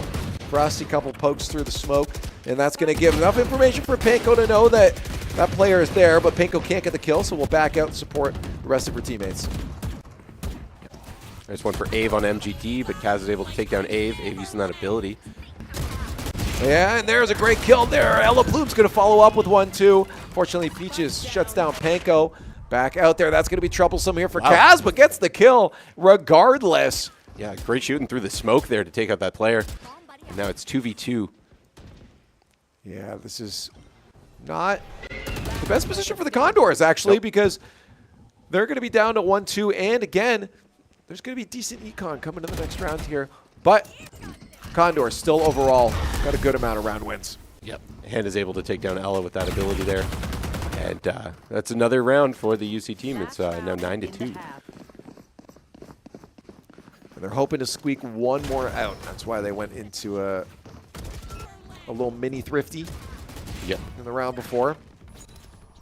But it was a great shot by Kaz right there. Well, just good on the Bearcats as well. I mean, to be able to lock it around like that. It takes a good amount of either fortitude or chaos. I think they definitely caused a decent amount of chaos at the beginning. They were getting jumping onto that site real quick. But now they got to play it a little bit smarter.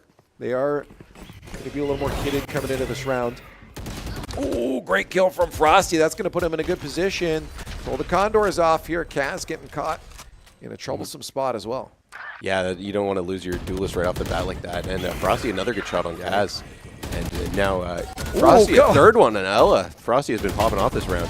Fourth one for Frosty. Here's back Frosty.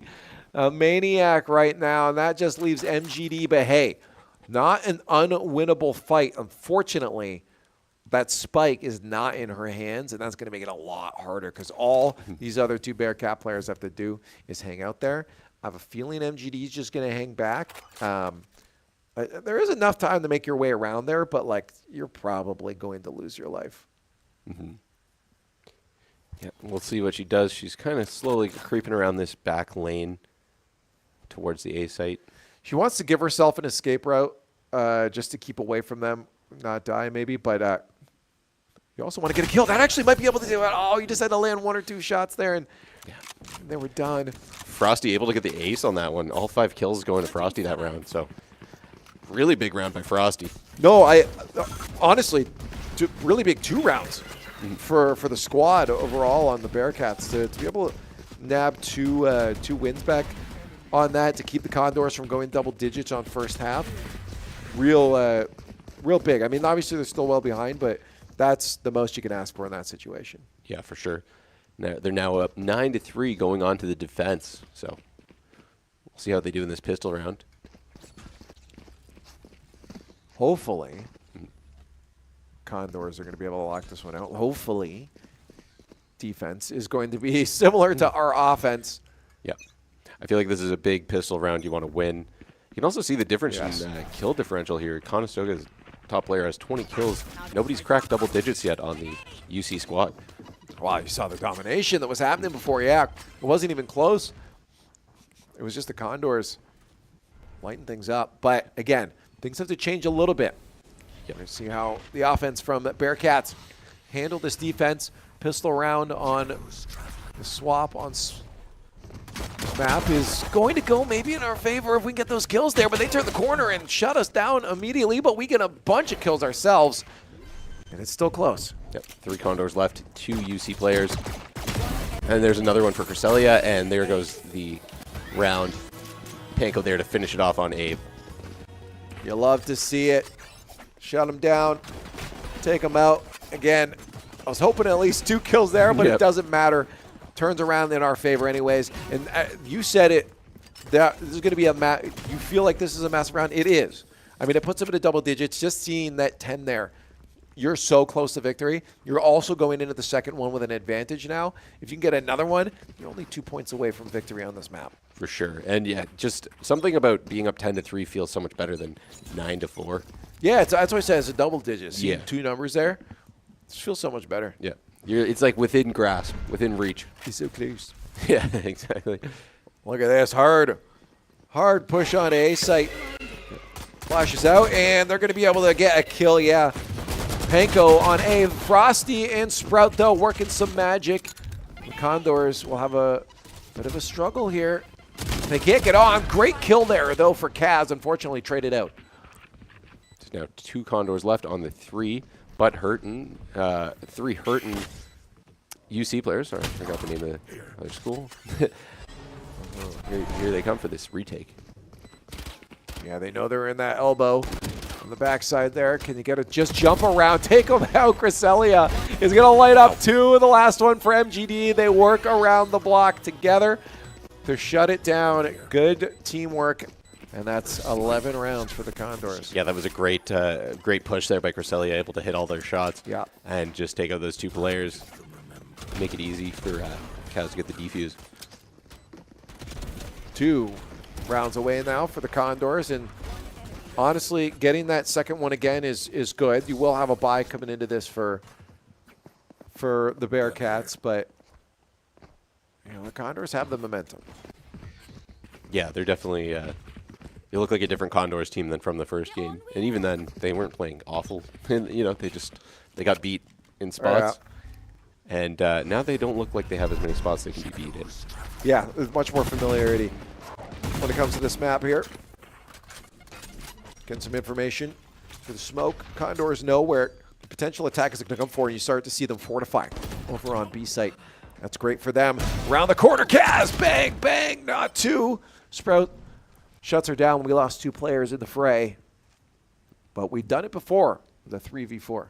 Yeah, definitely not unfamiliar territory for the Condors. Looks like the UC team is going to start making a push towards the middle of the map. And we got a fight here. We got Cresselia taking some shots on 3 different players. Oof. That's pretty intense through, but Cresselia needs to get the heck out of there. Yeah, she's going to get caught out and stuck. It's just down to the last 2 here alive. Got the Condor player flashed. Ooh, let's see a couple banger off kills here. Flick onto 1. Nice shot by Panko there. It's now a 3v1. Yeah, they're going to go for the plant, though, over on B.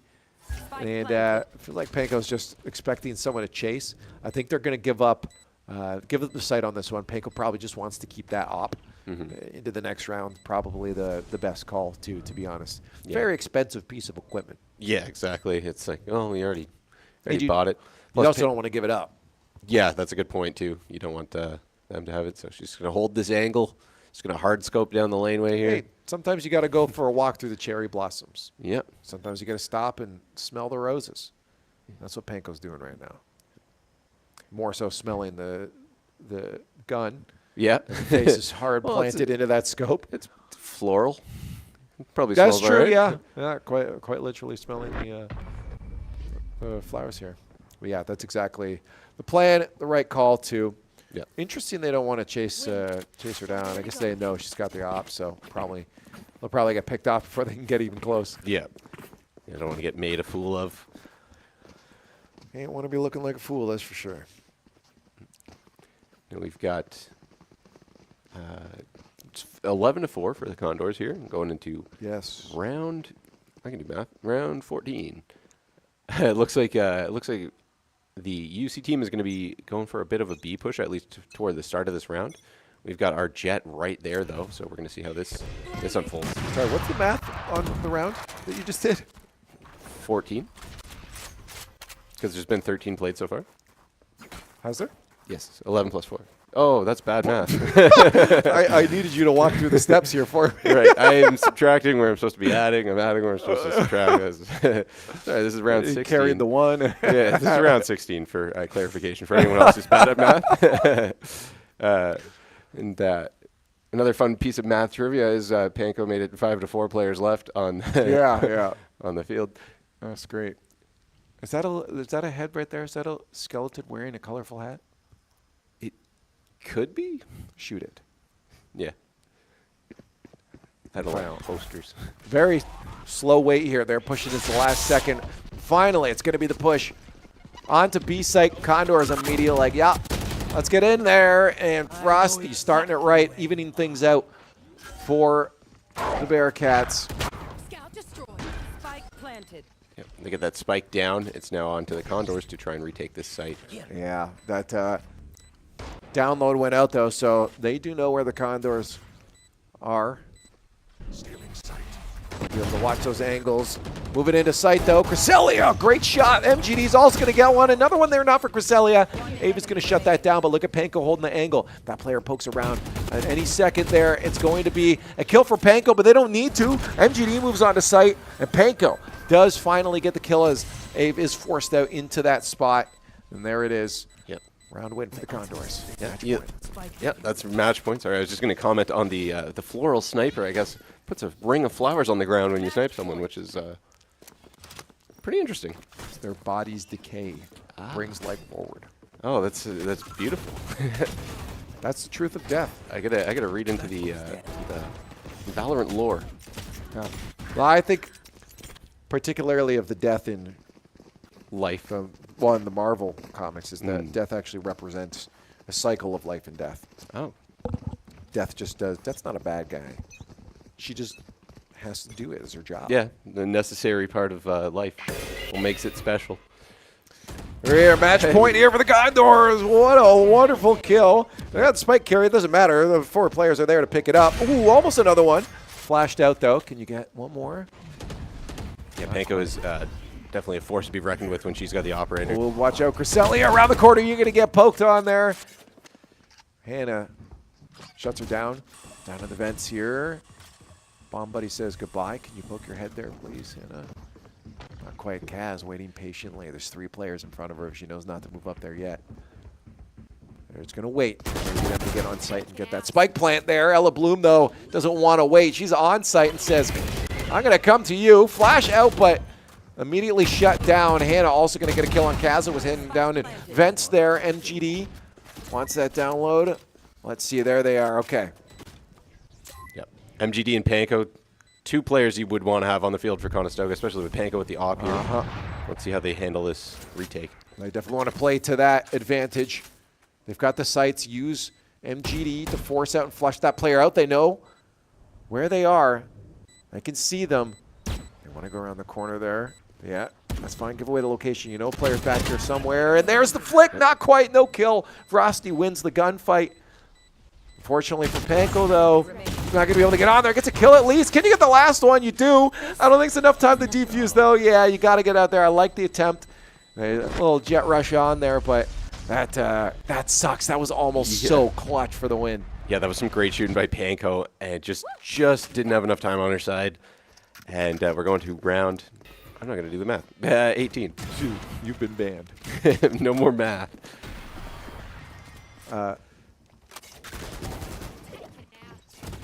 But still match point for the Condors. What's 5 plus 1? 17. Yeah, and then 1 is 18? Yeah. You did it. Okay, I'm just fact checking you. Yeah. I swear I sometimes know math. That's all right. You're a caster, comedian, radio host. You don't have to do that. No. I'm sure there's at some point financially I'll need to know some math. No, trust me. You're in an industry where most of your math is figuring out how can I get rid of that minus sign on my bank account? Yeah, that's the overdraft redemption math. This is a good start, though. Panko pulling out the knives, gets a kill early on here. Cresselia with another one to follow it up, makes it 5-3, but the spike goes down. That's fine. It's going to make the retake super easy. Yep, here's a shot. Oh, and Frosty takes out Ella Bloom, who's waiting around that corner patiently. Here comes the rest of Conestoga in for this retake. It's now 4-on-3. Rockets out, and she's able to trade off with Peaches there. Ave gets Panko. It's now 2-on-2. This is real interesting. MG's on site with no one there. Just watching for that elbow turn. She's going to get some help from Cresselia, though, around the corner. They at least get the half in. That should be defusing to get the last kill. She does, and that's it for the Condors, being able to win map 2 now. It's some good shooting by MGD, and they're late in that round to finish things up. Love to see it. Love to see it. Now all tied up 1-1. And again, if we're talking about which map here was the better map win, well, the numbers on your screen should tell it to you right now. 13-5 for the Condors in map 2 was our pick. But look on their pick, we kept it close. Sunset, the map that we did not have success with in league play, the only map to lose so far. So coming into the third map, I mean, it looks good for the Condors. Yeah, that's a good sign, definitely, to be able to win your choice and also, again, the win the map that, or lose the map that the other team likely did recon and realizes your bad map. The map you were supposed to lose. Very close. Was close. Yeah. And yeah, so it's a good sign of how they were able to still think on their feet, even during, and again, you mentioned they looked like a different squad, and I agree too. As much as we're not experts on this, it definitely felt like there was a lot more kind of winging it when it came to Sunset for them. There's a little less cohesion and teamwork. The second they went into the latter half of it, though, it looked better, and then especially into this map. Yeah, I would agree with what you said there. Like, they just seemed to be working so much more like a unit on split there, and, well, it's crazy how much faster a 13-5 map feels than a 13-11. Oh, much faster. Yeah. I'm not even going to do the math on how many rounds that is, but I like it. It was, it felt quick. It was nice. Yeah, no, you already did the math. Literally just moments before that, how many rounds it was. Yeah, no, I'm just playing into the meme now. Oh, okay. But yeah, no, that's great. Now we go into the final map. Regardless of who wins, it's going to be done. That'll be the end of it. And the loser of this will be dropping down to the lower bracket. Winner moves on to face St. Clair. We talked about that earlier. St. Clair is a squad in most esports that you want to be avoiding. A lot of other teams in different esports have come across their various squads. And I don't think, has a single one of our squads succeeded yet? I can't recall a St. Clair win. They 3-0'd us in Call of Duty Varsity. I remember that. Yeah, maybe our Rocket League squad beat one of their academy squads. Maybe. But not the main squads, yeah. Right. No, they've got good teams. We got to give credit where credit's due, and that credit is due. They've been around for a while, and they've been building those teams for a good amount of time. They got that prestige. So, again, for our school, that always ends up being the goal. But, again, they got to be thinking about this map coming up right here. Yeah, exactly. Yeah. So, hopefully, they can get it. Andrew, on the other side of this, we got one more. Yep. Call it right now. Who's winning it? I'm going to say Condors 13-7. 13-7? Yep. Okay, it's pretty confident. I think it'll be pretty close here. We'll find out what the truth is, though, on the other side. So stay tuned. After this break, we got some more Condors action.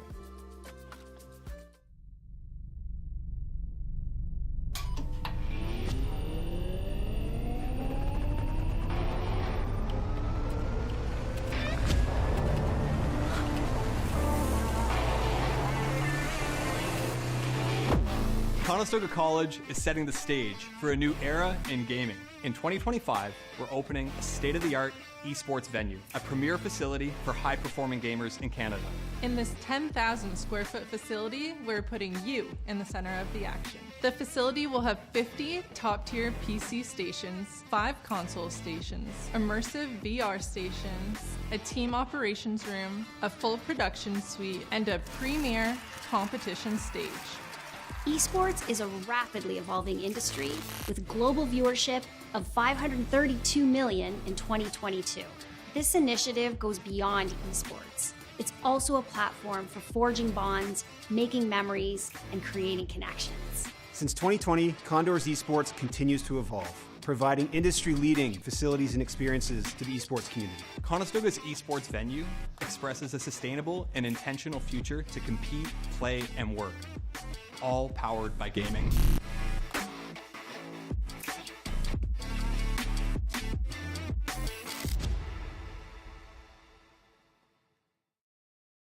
Esports is for everybody. That's what makes this so special, where there's not a lot of barrier to entry.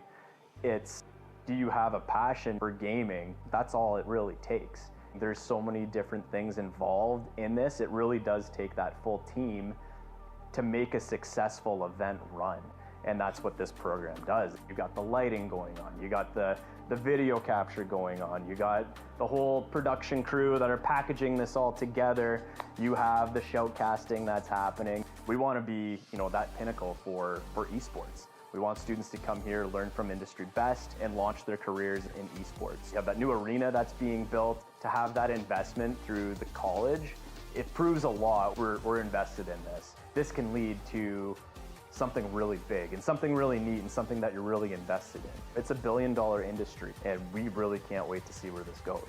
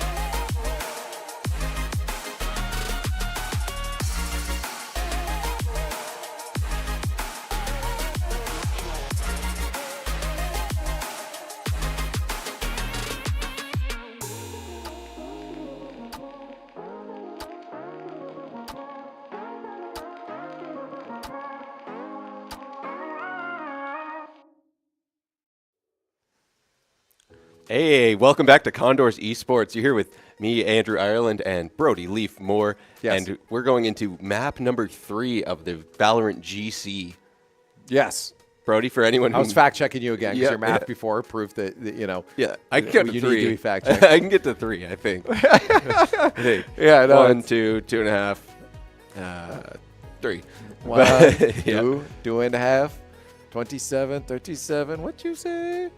55. Is that another reference way too out of? No. Okay, I've been shown okay. that video, but I got shown it as an adult by a guy who was like, "You don't remember that?" You want to know a secret? I know how to count all the way to 55. But hopefully these guys can count to 13. Yes. And that's it. 13 is what we're looking for. 13-0. Yeah, we just came off a map loss, then a map win. Now we're going into map 3 of this best of 3. The first round of the playoffs here for the Aurora League. And winner of this gets to go off against St. Clair. Loser does have another chance. Yep. There's a double elimination, and they will drop down a lower bracket. But you don't want to give up that life early on. No, definitely not. You want to.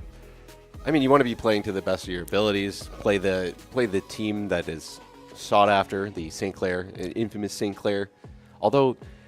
Well, again, I don't know how good they are. Can you go into the lower bracket and then move back up into the lands? Is that well? You'll only move back up in the finals. Okay. Wow. So yes. Maybe a weird alternate strat is don't play St. Clair until the finals. Yeah, just play. Well, no, the problem is you're going to play other teams that were further in the bracket and good as well. Yeah, that's a good point. You want that second life as long as possible. Yeah, of course. You don't. You want it. The way brackets are set up as well is that if the longer you last in the upper bracket, the easier team you'll end up probably facing in the lower bracket as well. Right. Now, obviously, if a team's making a way through the lower bracket, they're going to be doing well anyways. They have momentum, and sometimes you see that too, where teams dropping off a loss have to play around right after that. It can hurt them. Now, that's only if they're playing the same day sometimes, but we'll see. That's something to think about later. Right now. They got to think about beating the Bearcats on Ascent against the Bearcats. I just said the Bearcats. And getting a third map. So that's their focus right now. They're not worried about anything else in this bracket. Yep. And they're familiar with Ascent. So even though it was the Bearcats pick, I believe it's not anything that Condors are not ready for. And we can see they're picking their characters here. It looks like they're going to go to a pretty similar layout. They might get a Sova this time. And a brim at the bottom there. Yeah, so I like the picks again. They're going to shy away from the double duelist on this one. They know they got to play it a little bit different. You know that split is definitely. They knew what they're going into that with. This one, a little more ambiguous. This is a map that your opponents rounded out to for the last one. You have to go in assuming they're going to be a little more cohesive on that map. And we saw what they could do on Sunset. Yeah. This is, they're going to definitely have to give the Bearcats respect where it's due. Even though Condors had a bit of an easier time on that last split map, Ascent is their map, and this could go either way. We're seeing pretty similar matchup from both teams, or at least. We'll get those last two locked in. Those will be the differences there. It's actually 3 of them were different. Oh, right. Yeah, sorry. We kept the Cypher going into the last one here, but they're going to switch it up. That Killjoy, again, that can be a little frustrating when it comes to the site lockdown. So we'll see how do they utilize it on Ascent. I've seen the Condors play on this before in this the GC squad and do well. So hopefully, again, things go in their favor. A good pistol round right off the bat is something we're looking for. Just get yourself on the right foot. We are starting on attack, so that's going to be good for us. We like that momentum. Yeah, I feel like the Condors have been doing better on attack so far today, so it's a good thing to be starting on attack as well, just with their play style. I don't know if you noticed earlier, they spray painted a few cats down for good luck. There we go. We can get the audio of the cat. And there's the visual of the cat. There's visuals of other things going on too. Squad showing their camaraderie. Yeah. At this Are they point. listening to us? No. Very, very delayed. I just love when it works out though. But yeah, they. It feels like they've. I don't entirely know the game too well, but it feels like they've built for a good defensive hold here. So I think there's going to be confidence in their gunplay going into this. They do get a trade there. Panko caught out first, but Kaz with an answer right after that. 4v4 as the Condors move their way over to that A site. Here comes Ella through the smoke. She doesn't see that player yet, but MGD takes out one, and Kaz gets another. There's 2 kills on the board for Conestoga. It's now 4v2, and the spike is going down. Yeah, great plant there, too, because those players hanging out at the backside there aren't going to be able to just jump onto that one, but unfortunately, Ella did not think there was 2 players after taking out the first one. It's going to be up to Cresselia here to wait until her teammates get over there. Yeah, there comes MGD running. Yeah. I got you, I'm coming! And they're going to work together to get this last player. Shots, though, are not going to land. All the shoulder joints are missing from that A player. But they do finally die out, but not before taking out almost our whole squad. Yeah, good patience by Cresselia to wait around that corner. But yeah, a little bit closer of a round than you thought it would be when it was 3v1 and they were all encroaching. Abe's been the big problem for us. I mean, definitely a star player for the Bearcats. I don't know what it was. It's just a good strafing, just the stars in our opponent's eyes or our eyes that you even saw it there. Shots were just wide, shoulder. She is that guy. Yeah, no, it's just interesting how Abe always seems to walk away from these scenarios. Yeah, I love when you get into a game and it's maybe just one of your best night, or maybe it's all the time. But when you have the I'm the main character of this, those are good. You got the plot armor. Well, they got to watch around this corner. They're going to turn together. There's a nice, good util use there to get in there. Double kill. Panko follows up on that. Great support. Get another one while you're at it. 5 down to 2, and potentially down to that Killjoy. Yep. Is taken out by Cresselia after she had taken down Ella Bloom, and now it's just a 3v1. It's up to Sprout to do this retake all on their lonesome. Yeah, you don't want to lose too many players here, though, because remember, they're coming in with pistols, so you're hoping that you keep that advantage econ-wise, and they do exactly that, losing 2 players, but they'll be in a good position coming in around 3. Yeah, great play off the beginning here as we're looking at the replays. Yeah, just able to take those 2 players out right off the first angle, and then Kaz cleaning up Peaches as well. Makes for a very advantageous round for Conestoga. Yeah, that's what you want. Again, that's what we've seen the Condors do, is they work together real well in scenarios like that. That was the support that you want when you're moving into those scenarios. Yeah, you don't have to take a corner on your lonesome, and even if you get traded out when you go as a team like that, you're able to get traded out. So it worked even better, and they didn't get traded out. They just got the 2 kills. Well, we'll see how the defense operates now. If they're going to hold back a little bit further, it looks like they are, but it doesn't matter. Panko, first kill. Jet onto site, looking for anyone else. What do they scout? Absolutely nothing. A clear sight for them to plant spike. Yeah, they're all moving in. It looks like UC is starting to make their way around, coming for the retake. Yep. Util out. Kaz just trying to keep them off the site as long as possible here while they get set up and ready for this push and this retake. Good night. Yep. A lot of kills going. Wow, down to a 1v1. Yeah, it's just Hannah versus Ella Bloom right now. And Ella's able to get the shot, and that's the round for them. Just, yeah, things happened really quickly. It went right down to 1v1. I was taking a sip of water, and all of a sudden, 1v1. That was a trade after trade. That was good. Honestly, even though they lost it, good round for the Bearcats, because, again, that forces Condors into spending some more money. But, again, we're seeing the Condors are going up pretty early on offense, which is a good thing for them. I don't know if they'll be able to do 8-1 again, but that would be fantastic. Yeah, that would be fantastic. I mean, at this rate, they're landing their shots. They are looking good. They might get a little bit of a surprise, though. They make their push around that far side. Yeah, they got to watch their flank.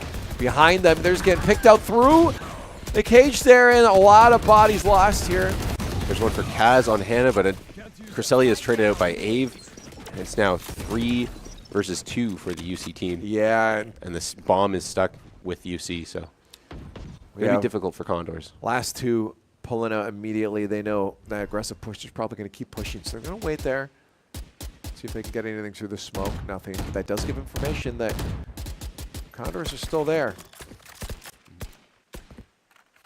Yeah, that spike, not going to be easy to get. No. They're gonna have to think of something quick, as they've got about 46 seconds left in the round to get this spike or take out the rest of the players. I mean, at this point, you either do what's happening here, you go for a flank, try to get something, a little bit of damage on them. Actually, this might be a smart play here. This is going to work out well. MGD pulling off that util there, but can't get that last kill. Kaz just trying to make her way in now. Can she get those final 2 picks? She'll know one's behind that blockade there, but doesn't turn for it. It's going to be Ave again, thorn in our side. Yeah. Deadly Ave there, able to quickly take out Kaz. And now it's 3-1 for the Condors. Yeah, again, I didn't think we'd get an insane pull away on scoreline here. Not in map 3 of the playoffs. No, it's got to be huge. Yeah. You got to go all the way. This is going to go to 5 overtimes. Oh, no. No, it's not. Don't worry. It's not going to go to 5 overtimes. That's why you get into casting. Yeah. Well, take a quick nap in between. Knives are out. Decides to switch to the pistol for one of those kills, though. Yeah, well, you just got to get the util. You don't want to waste a knife on. Oh, right. On the util. No one there. Where is everybody? Where are you guys at? I can't use that.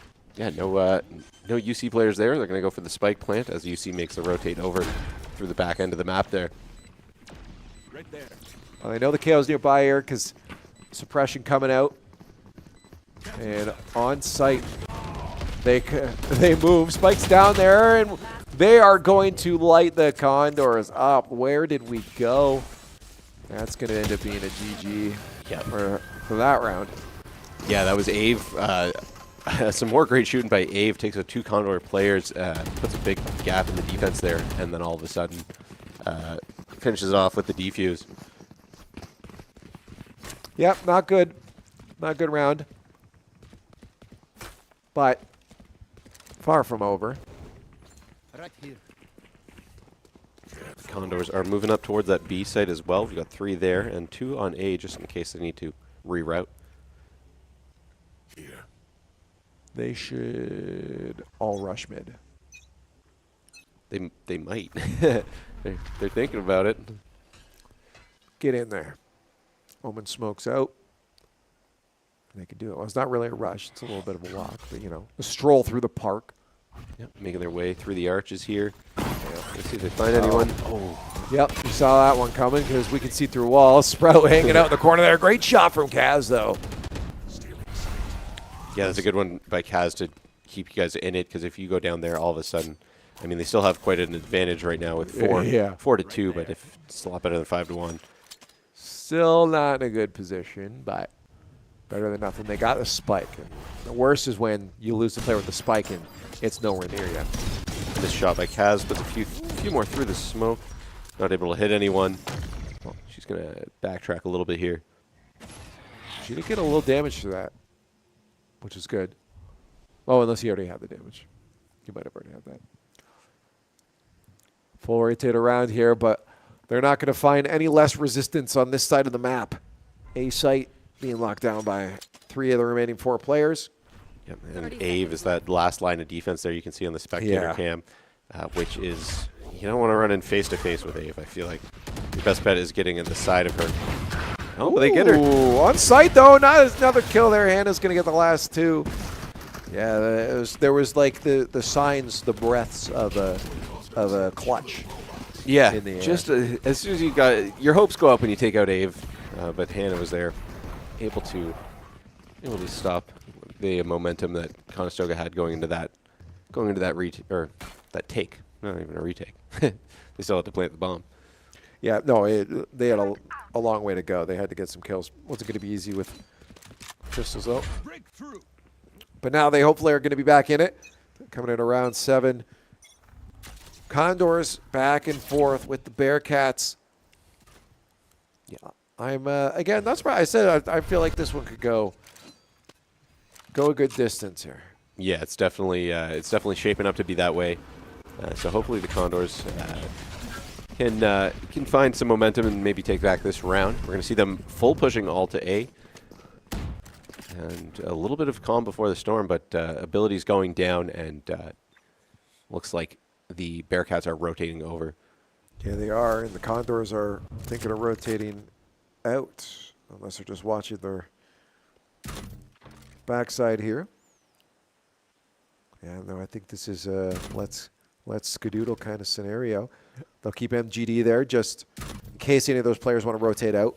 She'll be able to get a pick. I mean, you'll expect them to be watching that corner regardless, but yeah, I guess maybe they faked the rotate out. They're gonna make sure no one's going there, but yeah, they turn the corner and Hannah shuts them down. That op is hurting them real big here, spraying everywhere, and they're losing player by player to Ave again. It's 3 there for Ave. And the MGD, the last alive in the corner.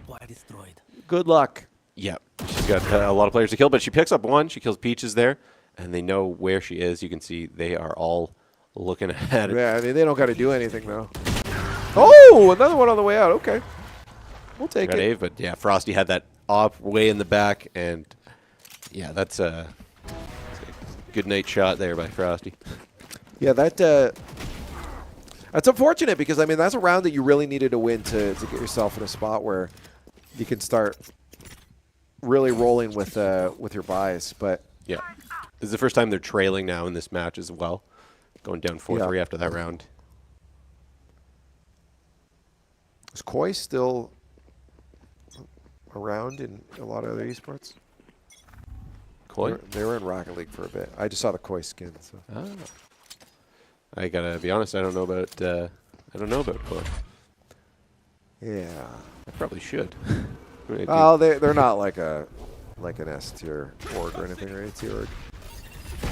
Fair enough. Ooh, big fight around mid. Yep. We got a lot of action about to happen.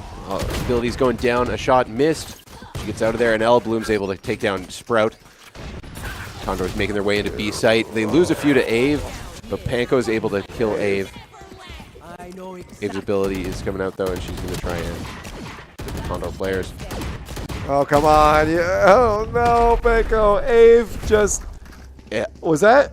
Ave's unstoppable.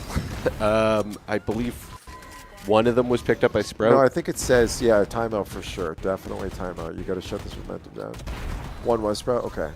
I just saw Ave's name a million times pop up. 15-6 right now. Yeah. Yeah. Ave is a Game 7 player, you can see. We're only 8 rounds in, and already Ave's 15 kills.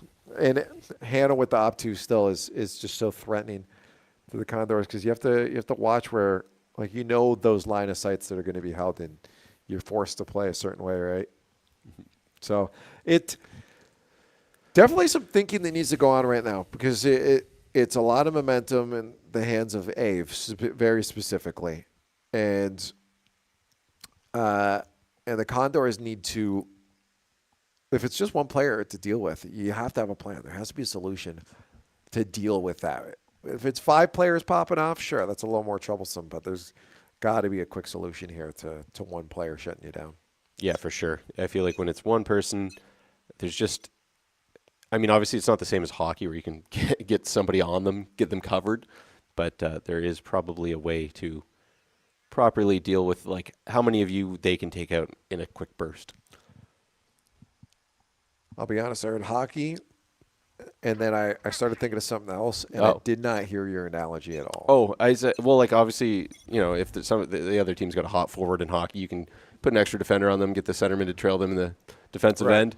But in this, it's not really the same because you don't want to just stick players near where Ave is, and you also don't know where she is. Right, exactly. Hey, we know where Hannah is, though. Yep. Pop it out of the smoke. And now a quick rush. Right up to the mid. They're going over to A, but yeah, we're going to lose a couple players as a result. Yeah, Panko just unfortunately pulled out right in front of Ave, but 2 great shots by MGD to quickly even the score here, and it's 2v2. Yeah, that brought things right back in to vision here.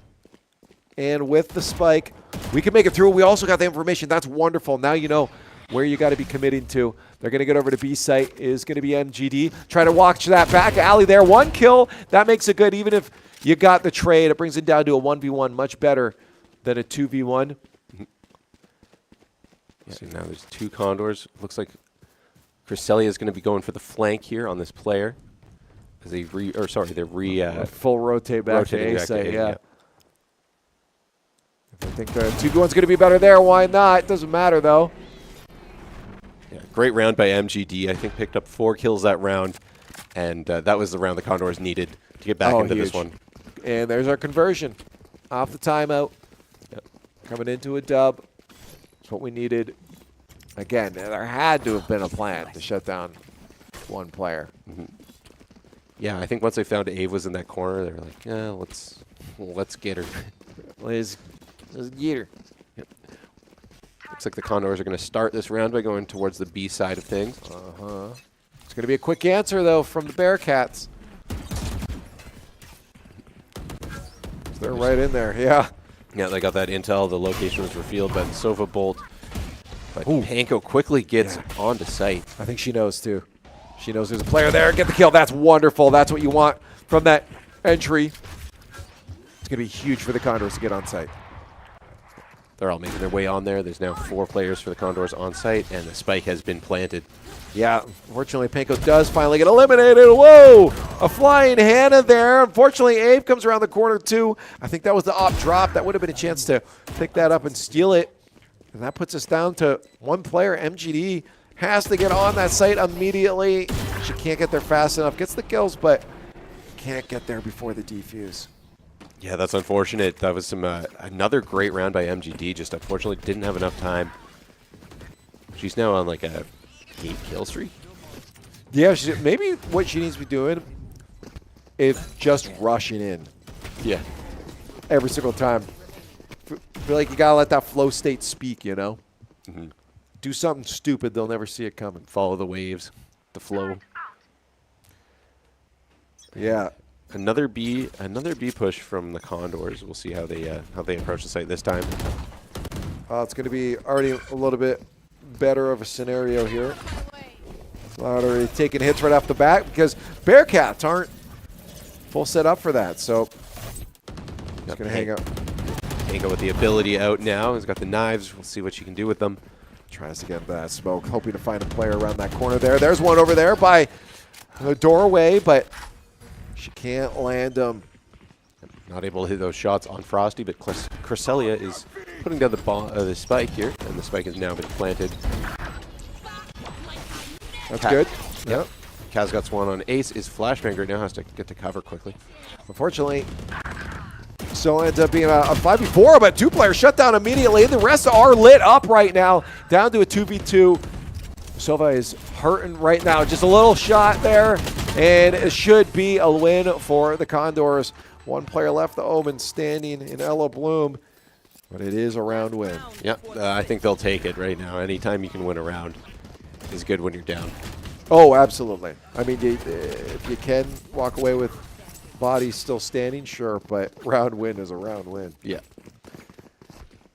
And this is now the last round before we go on to defense. So we'll see. How'd you know that? I see the last round before swap. Oh. What I lack in math skills, I have in reading level. I love it. I didn't learn how to read. Oh no. It's useful if you're ever thinking of learning. I'll give it a try sometime. Maybe. What's going on here? Panko is stuck in the crossfire there. Yeah, that was an interesting whole turn of events. The Condors still kind of stacked up for this lane towards B. Yeah, they wanted on there, but they got countered real hard by Bearcats. They knew. Going to make this rotate over to A now through the back of the map. And I don't know if the Bearcats, they're still holding down B and a little bit mid, so it's going to be up to this fight right here. Yeah, look at though. Got that player just waiting down there, just hanging there. Sneaky little Sky. Ready for the Condors to come around the corner. Yep. I think she knows that they're going to come around that corner because the smoke is down. The Condors back off again. Playing some mind No, games. they knew that's what they wanted. I mean, to force them off, and then Bearcats wanted to force them off that B site, have them go back around. But they thought just in case maybe they come back here, that's why they held it for so long. But they had a game plan if the Condors rotated A. And now I think what they want to do is probably try to trick them, but they're going to make it in there. Yeah, they get through the smoke, but they got to watch their back. Hannah's right there. Hannah's there. Oh, Hannah waits so long. The trigger discipline. Yeah, pretty incredible trigger discipline. And Ave comes in and gets a headshot on Kaz. It's going to be a difficult hold for Conestoga. Peaches takes out Panko and Ella Bloom. Wow. And MGD with a kill. MGD with another kill. But I don't think she's going to have time There's to get no on there way you before get the that defuse. many. There's no way. Oh, my God. The whole team is gone right now. Please get the last one. Even if you can't win the round, you hoped to get that ace there. That would have been wonderful. MGD lighten up the scoreboard. But, again, it doesn't matter if we can't get those round wins at the end of the day. But this is helping at least keep them having to buy over and over again. Yeah, that's definitely a good thing you can take away from that round. MGD with some great shooting here. Yeah, like you mentioned earlier, that was some really good trigger discipline by Hannah there. Yeah. Just let the whole team walk past you. And then.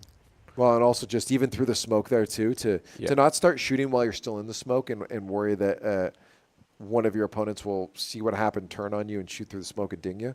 Yeah. Just wait until you got out, could get the headshot, and then come back through. So, yeah, great plays there. Condors, again, so close every single time, but they are trailing now by those 2 points as we head onto the defensive half. Going into pistol round here.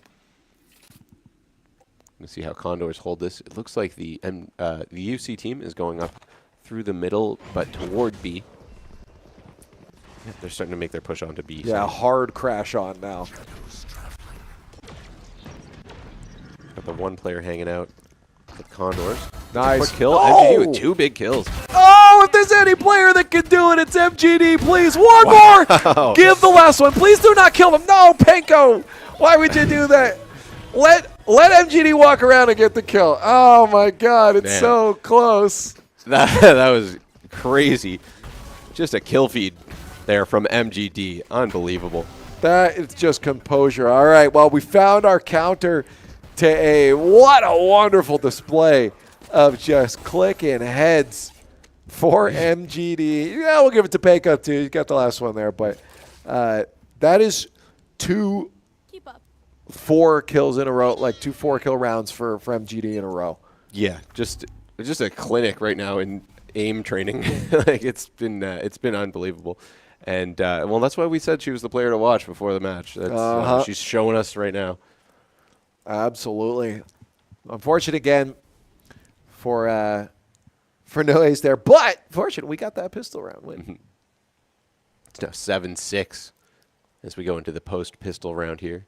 Another push right up the middle for the UC squad. They're moving in as a single unit. Yeah, they want to try to just land as much damage with those pistols as possible. And look at that spray through, nothing. A couple shots landed. Lady Sylvie. Interesting in the Condors, though. They know they can just probably go for a retake. Yep. Frosty gets the bomb down, and the Condors are going to slowly start making their way into this zone. Ave taking out Panko with the pistol. Ave also gets Kaz, but Kaz took out Sprout before she died. Yeah, they've got their own MGD over there. It's Ave. Watch out, they might be able to flank on them, though. Ave again. Being able to pick up that gun.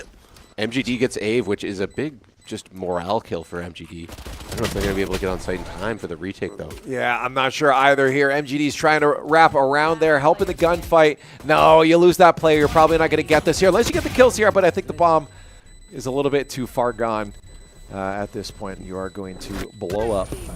Yep. It was, it was beeping a little too fast by the end there. And I don't always know what the beeps are, but that one was done. A signaling done beep. Yeah, that was dinner's cooked. Yep. Also, leave the house because it won't be there in a moment. Yeah. It will be a very flat dinner. Love pancakes. Was that 3 kills that round for MGD? 26 in the game already, and Ave countering with an impressive 24 as well.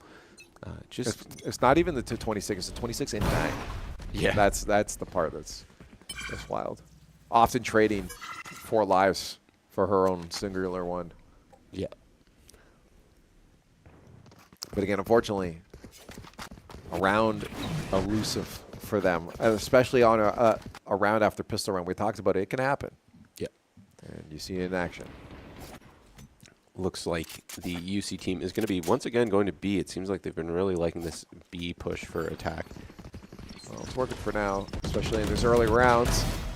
Ooh, MGD, do it again, do it again. Come on, there's no way you can get them anywhere. They're sending everyone after her now because they know the damage she can do. Great weaving right now, but the reload comes out at the wrong time. And fortunately, she only gets away with 1 this round. But as a result, the rest of the team is alive. I see a trend here. So we need MGD to die early on in these rounds because it seems the teammates die when she's still alive here. I don't know if they're going to be able to get these kills, though. Nope. Guess it doesn't matter if she's alive or not. Another round there for the Bearcats. Yeah, Hannah and Sprout were able to hold that one down, and unfortunately, an unsuccessful retake there for the Condors team. It's now 9-6. Yeah, this is where if one more round goes, here's a hard thing. Do you call another timeout? Because at this point, another timeout this soon after the last one shows almost feels to me like shows defeat, right? Like it almost shows non-confidence. Yeah, but sometimes it's still needed for momentum, right? Like you've seen, you can convert. I think if Condors lose the next one, they probably have to go with that timeout. Yeah, that's what I'm feeling. But then, that's why I'm like, I was kind of on the fence here. I'm still like 65, 70% in favor of, you got to do it. Yeah, we've got Panko with the op. Spectating Ave right now as they make the push onto site. They're going to go for A this time, but the Condors seem to have anticipated that a little bit. Yeah, they're pretty set up for it. Putting in a lot of abilities right now, making it hard to take that site. Here it is. That's going to keep them off just a little bit longer. Nice. They knew they were there. Had the sights. Now Ella's going to pick up another one too. Yep. That's good. Yeah, Kaz and Ella both pick one up. Ella's in a good spot right here, holding this angle. She just has to keep patient. It looks like the UC team, sorry, I keep forgetting the name of this school, they're going to make it rotate around over to the B site. So Condors following them. They know they have an idea that that's happening as well. Yeah, Condors just got to play it slow here. Even if that spike goes down, it should be good. Yeah, Kaz is going to have sight. She doesn't want to just immediately dive out there. Play it slow, smart play. Still going to be 3 alive there, though, for the opponents. And, ooh, they're starting to light us up. This turned very quickly. It looked good, but now for the Condors, they got to get back on site as well and get these kills here. They got to watch out. No, that's not what you want to see. No, Ave has been really deadly with that ability as well, where she can, because she's been hitting her shots so well, just the ability to get the revive off. The revive, the res is huge. In honestly, in any game ever, the ability to res is just, it is massive. Yeah. It's probably one of the most powerful things. Because it lets you play a little more, like, how would you say it, a little more rambunctious than you would necessarily be smart. And then all of a sudden, if you're someone who's hitting your shots like Ave has obviously been, then you got confidence that you'll be able to get that revive off as well. Right. Well, this is definitely going to have to be a momentum gain here. No timeout comes out here for the Condors to decide, let's carry on through. We can do this. We know what needs to happen. But there are 4 rounds down now. Double digits have been hit for the Bearcats, and we need an answer. Here's MGD. If anyone can answer, it might be her. Unfortunately, misses a couple shots there. Sheriff's been her best friend for a while here. It's going to be Ella this time, though. Landing the shots. Some trades back and forth. Down to a 3v3. And the Bearcats walking away now with a bit of a player advantage. Yeah, a little bit of a positioning advantage here, too, as the 2 Condors are kind of trapped in this alleyway. Yeah, not easy. Make sure to get those reloads out before you get into the gunfight. Good. That's great. It's just tough how they're going to handle this. Try to push them off there, get them as they cross, but you can at least start to make that push now. You got to get on there. That defuse needs to come out immediately. They're not going to be able to turn the corner and work together there. Kill for MGD. Maybe a last one, not quite, but I think it was too late anyways. Yep. The Condors are now getting pretty close. They need to do something quick. Yeah, this is definitely troublesome. There's the timeout. Maybe they knew going into it because they're going in with a bit of a save. Okay, we'll call the timeout after this, just to save it to the last possible moment. Now let's work. What's the game plan? Go in. We're gonna buy. What are we doing? Mm-hmm. Yep. I'm sure they're going over a lot of things right now, just trying to get their heads calm and collected, but at a point where they can hit the shots they need to and win quite a few rounds. They've got to win a lot of rounds to even just tie this matchup right now, so they need some momentum. Yeah, they need a lot of momentum. That's for sure. And listening intently again, it's another one of those. It sucks when we're so close.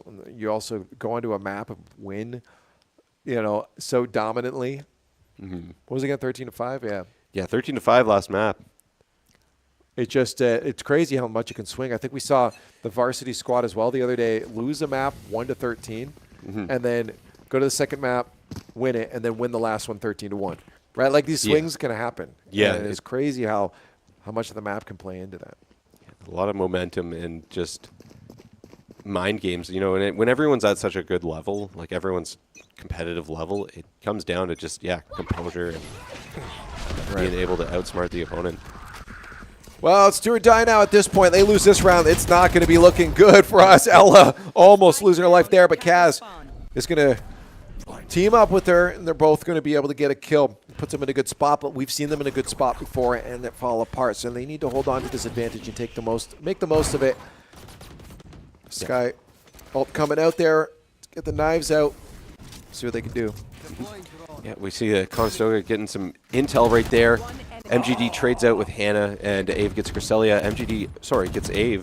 MGD is still alive. Yes, no, it was out at mid there that we lost a player. Got the intel, but couldn't do too much with it here, and MGD finishes it off. Yeah, it's now 11-7, and that's that timeout conversion rate.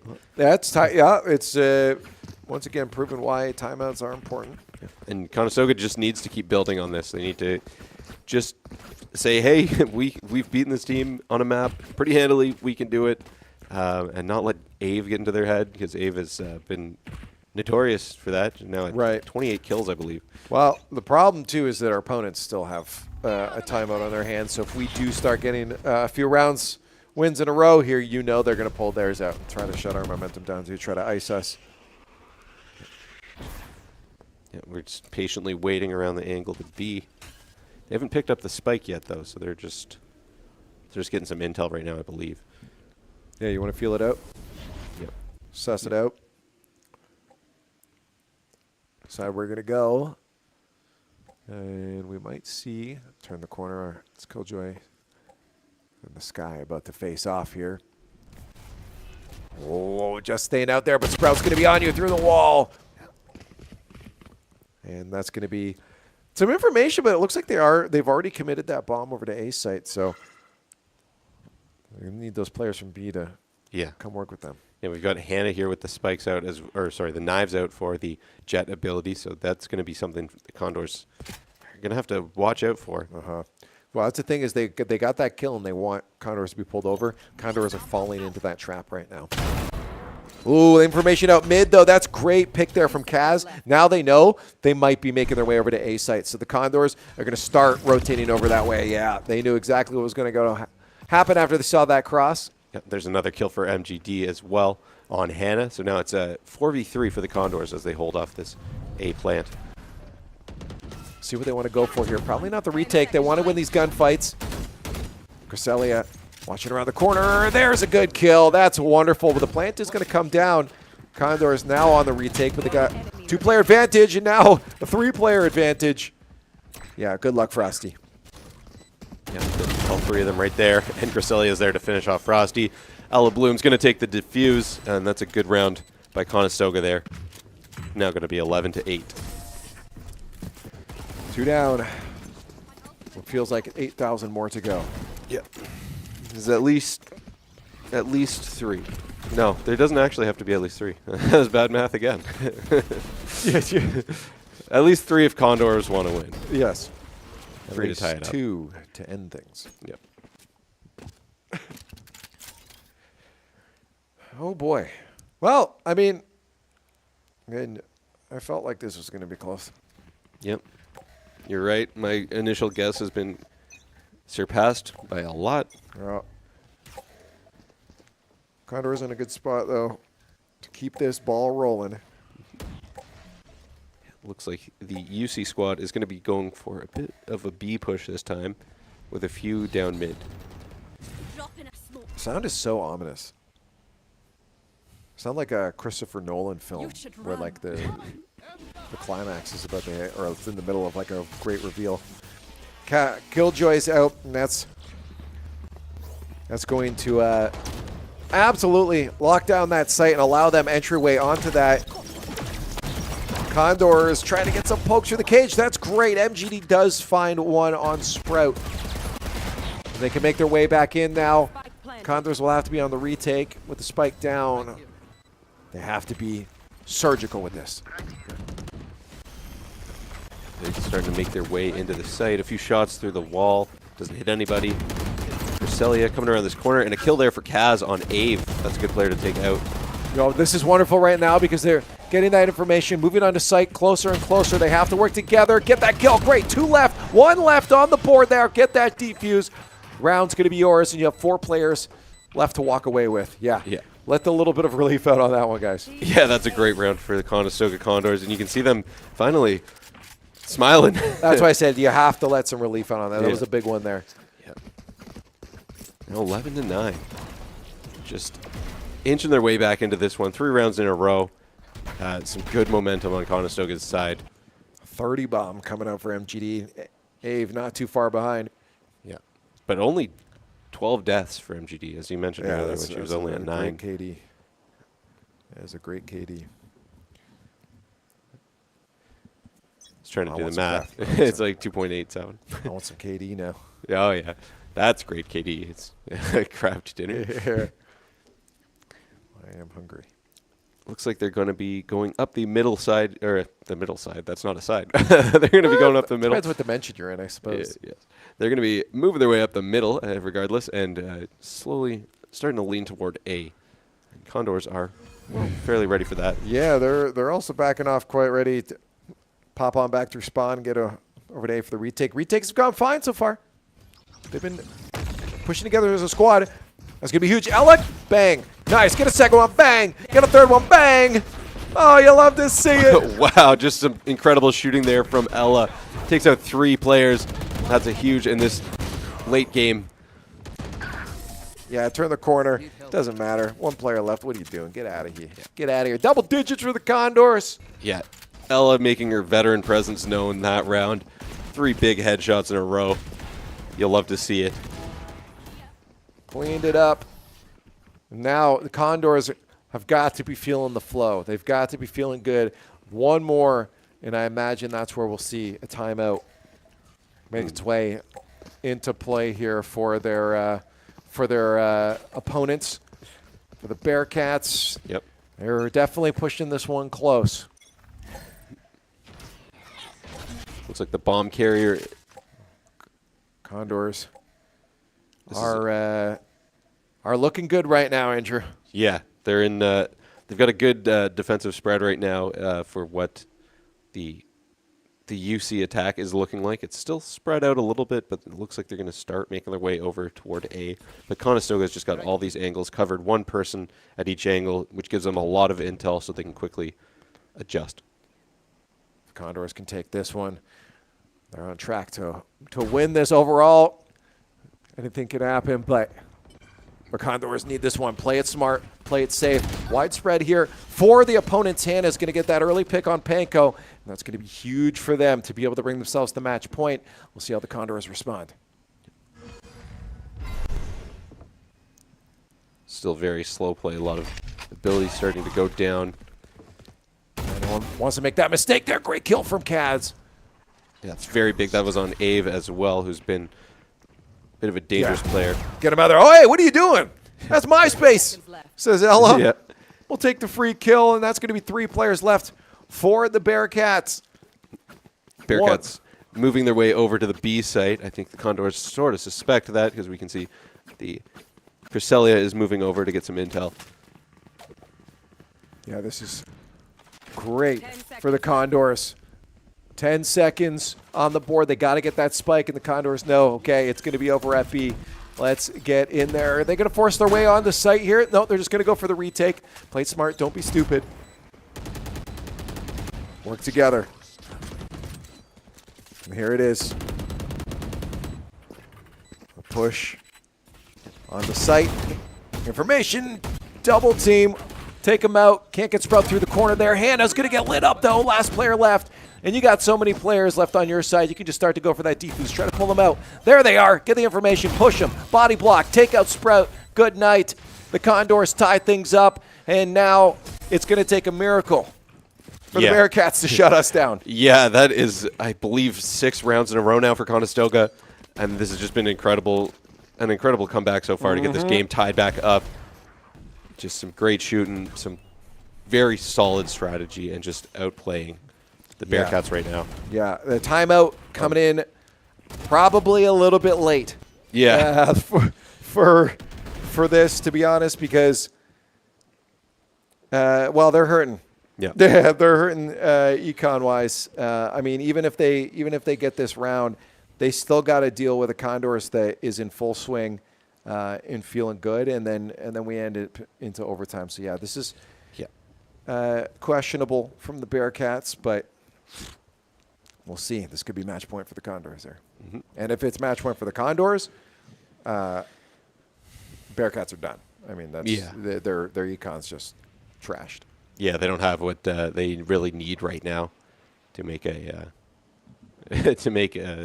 comeback with. I mean, well, we could see Ave do something crazy again, but yeah, they've got her with the sheriff there, which is. We've seen what MGD could do with it. Yeah, we sure have. We're gonna see what Ave's cooking up this time. Okay, yeah, go for a little bit of a force by here. No, maybe not. They're thinking about it. Shotgun coming out, perhaps. Is that a shotgun? No, it's not. I don't know what its outline looks like. I know. I get familiar with the outlines. But regardless, knotted 11-11. Make a wish because it's going. It's the most important part of the game right here. I had a cool line loaded up. It didn't come out good. I knew you were going for it. I appreciated it. Yeah. It's looking like a B push from the Condors. Bearcats. Condors are going to be ready for this too. They're already trying to get those early peaks on A as well, just to get that information. And the fact they're starting to see nothing means they probably know where this is going to end up going here. Oh, man. So much tension right now before they make this push on there. Everything coming out here from the Bearcats. They'll make that push. 2 of the Condors players hanging out on the backside there. And good night. 1 down. Potentially 2. There it is, Cresselia. It's going to shut down another one. Great, great hold. And for the Condors, you really think this is just in the bag now. All 5 players can just converge on this point, and the firepower on the other side might just not be enough to face off against the Condors. Yeah, they are held off completely. They're backing right out of there, and they're going to reroute their way around. Try and go to A. Conestoga is on their tail. Oh, They know exactly what they're doing here. There's no way they're going to let this spike get planted over on A site. They're trying to just watch them cross to see if they can see anything there. And now they know the spike's going to drop down. 3 of them can push on. The other ones will follow suit. That retake should be theirs. Yeah, it's going to be. I'm calling it now. That's they're going to be able to get this retake. Yeah, it's a 5v1's a pretty good amount of people to have, and MGD finishes off Sprout. They're going to get this defuse, and it's going to match point for Conestoga. Yeah, and a match point that is looking wonderful because, well, we saw what the economy's done to the poor Bearcats over there. Yeah, Bearcats can't afford the necessities these days. They can't afford the bare necessities. The rich get richer and the poor get poorer.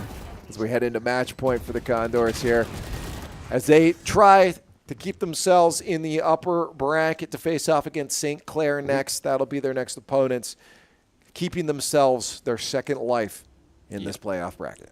You just want to avoid that loss. Keep, like you said, the second life. I spaced out when you were talking about the second life. I don't listen to me either. I was going to bring it up. But yes, match point right here, 12-11 Condors. It's been a very, very close game. And it's going to be a site push, at least to start it off. They got to do something drastic. They really got to do something drastic here. Around the corner. Ooh, can you do anything they do? Frosty, that's going to put them in a decent spot, but the trade immediately right after from Kaz. They're going to get themselves on to A site. It killed the spike carrier, but now full push here from the Bearcats. Smokes are out. Doesn't stop their advance, though. They get right in there, and they do get a kill there on Kaz. Hannah immediately around the corner, putting them at an advantage, actually. Yeah, this was a really quick take by the Bearcats team, and they're now in a pretty good position to defend, so we'll have to see what Conestoga is able to do. Get back on site. Hannah takes down Cresselia, and it's now 4v2. Yeah, not the best here. And overtime if the Condors can't lock things in. Taking a couple looks around there. Can you get the kill? No. Ave gets MGD. Yeah, and that flash is going to do it there. That's going to be around, ladies and gentlemen, 12-12. If I didn't say it was going to be close, then you didn't hear the right thing, because it is close. Heading into overtime between the Bearcats and the Condors. Overtime in Game 3. That's this is do or die, folks. This is, well, going to the lower bracket. Do or go into the lower bracket. Do and almost die. Yeah. Do and die, but get revived by Clove. Yeah. Get a half revive. Yeah, this is going to be a lot of thinking here, because again, does it switch sides for overtime? Yes. So Conestoga's on the attacking side now. Yeah. And they're going to do a B push, it looks like. This map has been favoring the defenders, definitely. Kind of liking this, though. I mean, Condors on attack. You always love it. Right on the site. Catches the corner, though. Can't make a way all the way over there. They just watch for the smokes, make sure no one pokes their nose through. Backside clear. Straight into the plant. And it's going to be the retake for the Bearcats. We've already seen some of them peeking around those angles, so we're going to see definitely a lot of action about to ensue right now. Cresselia with a recon bolt gets eyes on a lot of Bearcats players, which is very advantageous, and she's able to take one out. 2 out. That's good. Last player. Yeah. And that puts us back to match point here. Every time. Ella, you got to pay attention. Oh, man. They got it. They got the fist bump there finally. That's like 3 I've seen. That I haven't seen all of them. Yeah, that was a very surgical round from Conestoga. They were able to get that bomb down, and then Cresselia with some great shots, able to keep that zone clear.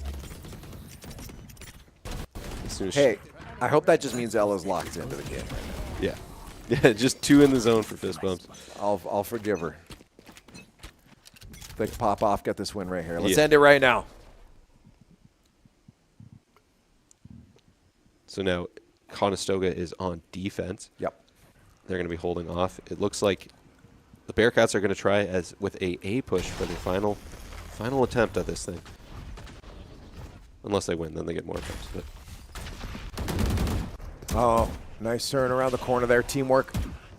Shut down one. An early pick is great. Oh, that's going to be just spray and pray. Ella does manage to get 2. Kaz gets another one. Down to a 4v2. Or sorry, 4v1, but it's now 3v1. As long as they work together, they should have this. Yep. Frosty, the last one alive, has the spike, has a little recon, but going to be doing a little bit of a rotate back and trying to go for B, or faking it at least. Frosty. Feeling the heat right now. Yep. Just takes one headshot from Conestoga, and this thing's over. Yeah, they're just watching. All they have to do is lock it down. 30 seconds is all they got to do to hold it. Turn the corner and die, and you are There it done. is. Condors, lock it in. Ella focused on the props now. Yep. And what a close series. Man, the Bearcats gave us a run for our money, but they do find themselves down in the lower bracket as the Condors move on through to face off against St. Clair next. What a series. What a great matchup to get them prepared for what's to come. Yeah, seriously, that was just an incredible comeback by the Condors. It featured 6 round wins in a row in the middle of that one, and yeah, you thought they were maybe almost down and out when they went down before that, and yeah. I'm running out of words here. I'm honestly pretty brain dead right now. Yeah, yeah. Yeah, that was intense. I don't know if we're actually gonna. We do have Bearcats hanging around, so I don't know if she's gonna go talk to him after this. But they are probably brain dead too. I'm gonna have the word in. Yeah, they're done. Yeah. Nobody wants to anymore. So it's high fives here from Nan as well coming in. The varsity squad. Yeah, there's been a lot of support between the squads from any of our esports, the academy to the varsity squads. So it's good to see. You like to see your homies victorious. Yeah, exactly. It's good. We got like all the teams are. They're almost like a little esports family. I don't know if they're that close, but they support each other very well, and they like to when one Condors team wins, they all win. You know what I mean? Yeah. No, it is cool to see again, just having that mutual support from everyone. But wow, what a match for them today. Yeah, pretty crazy. Still in a little bit shocked. Like it was just how they were able to pull that off. It shows their pedigree as a team. They're able to just find composure in these difficult situations where they were down 11-6. And a huge shout out to the Bearcats too. I mean that sucks for them now because like you get so close, you go to an overtime, right? Like you get that map 1 win. Pretty confident. You're like, well, not confidently, but like you're like, okay, we can do this. We got this. Then you go to map 2 and you're like, what the heck's going on? But to bring it back that close in that final map, definitely feels bad, man, to lose it in the overtime. But you know, the story, the history is written by the victors, and right now we're the victors, and well, right now we're the one with the stream, so we're celebrating. Yeah. We got a chance at history coming up against St. Clair. That'll be on Sunday, I believe, at 5. Is it Sunday or Saturday? I believe we're going to find out the answer right now. Saturday at 5 o'clock. Trying to mislead our viewers. I'm sorry. Tune in on Saturday. Oh my God, I can't believe this guy. You just can't. Please. You can't trust the Irish, Italian. You got to keep getting specific with it, or it's going to be bad. You got to get really specific. What's the rest with of yours? Irish, about 6'1". You can't trust Andrew Ireland. There we go. Is what it comes down to. But victory for the Condors, GC squad. They get the dub. They'll be fighting again on the weekend. So again, if you want to join us, that'd be wonderful to see if they can continue on, or if they do drop down to the lower bracket, they still got that second life. But yeah, St. Clair coming up next. We'll see if they can do what none of our rest of our squads have been able to do. So if you want to make sure you don't miss that, make sure you're following all the socials. If you're watching, whether you're watching on YouTube, watching on Twitch, whatever platform you're on, make sure to follow or subscribe buttons and turn on the notification bell to make sure you get those notifications for when the stream is going live. Today was a long one, Andrew. Thank you for joining me on it. Thank you. Appreciate it. Thank you for giving them the dubs. Again, all victories are because of the casters. So good job. I spoke it into existence. I had the score wrong, but we'll take it. Exactly. That's totally what happened here. Anyways, we're tired. We're delusional. We're going to get out of here. Thank you guys for watching. We will see you on Saturday.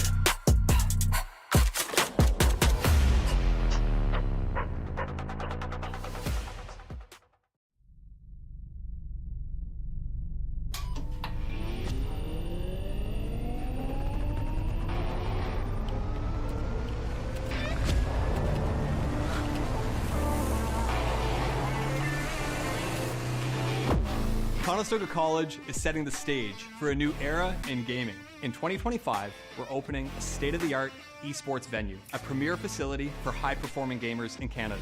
In this 10,000 square foot facility, we're putting you in the center of the action. The facility will have 50 top-tier PC stations, 5 console stations, immersive VR stations, a team operations room, a full production suite, and a premier competition stage.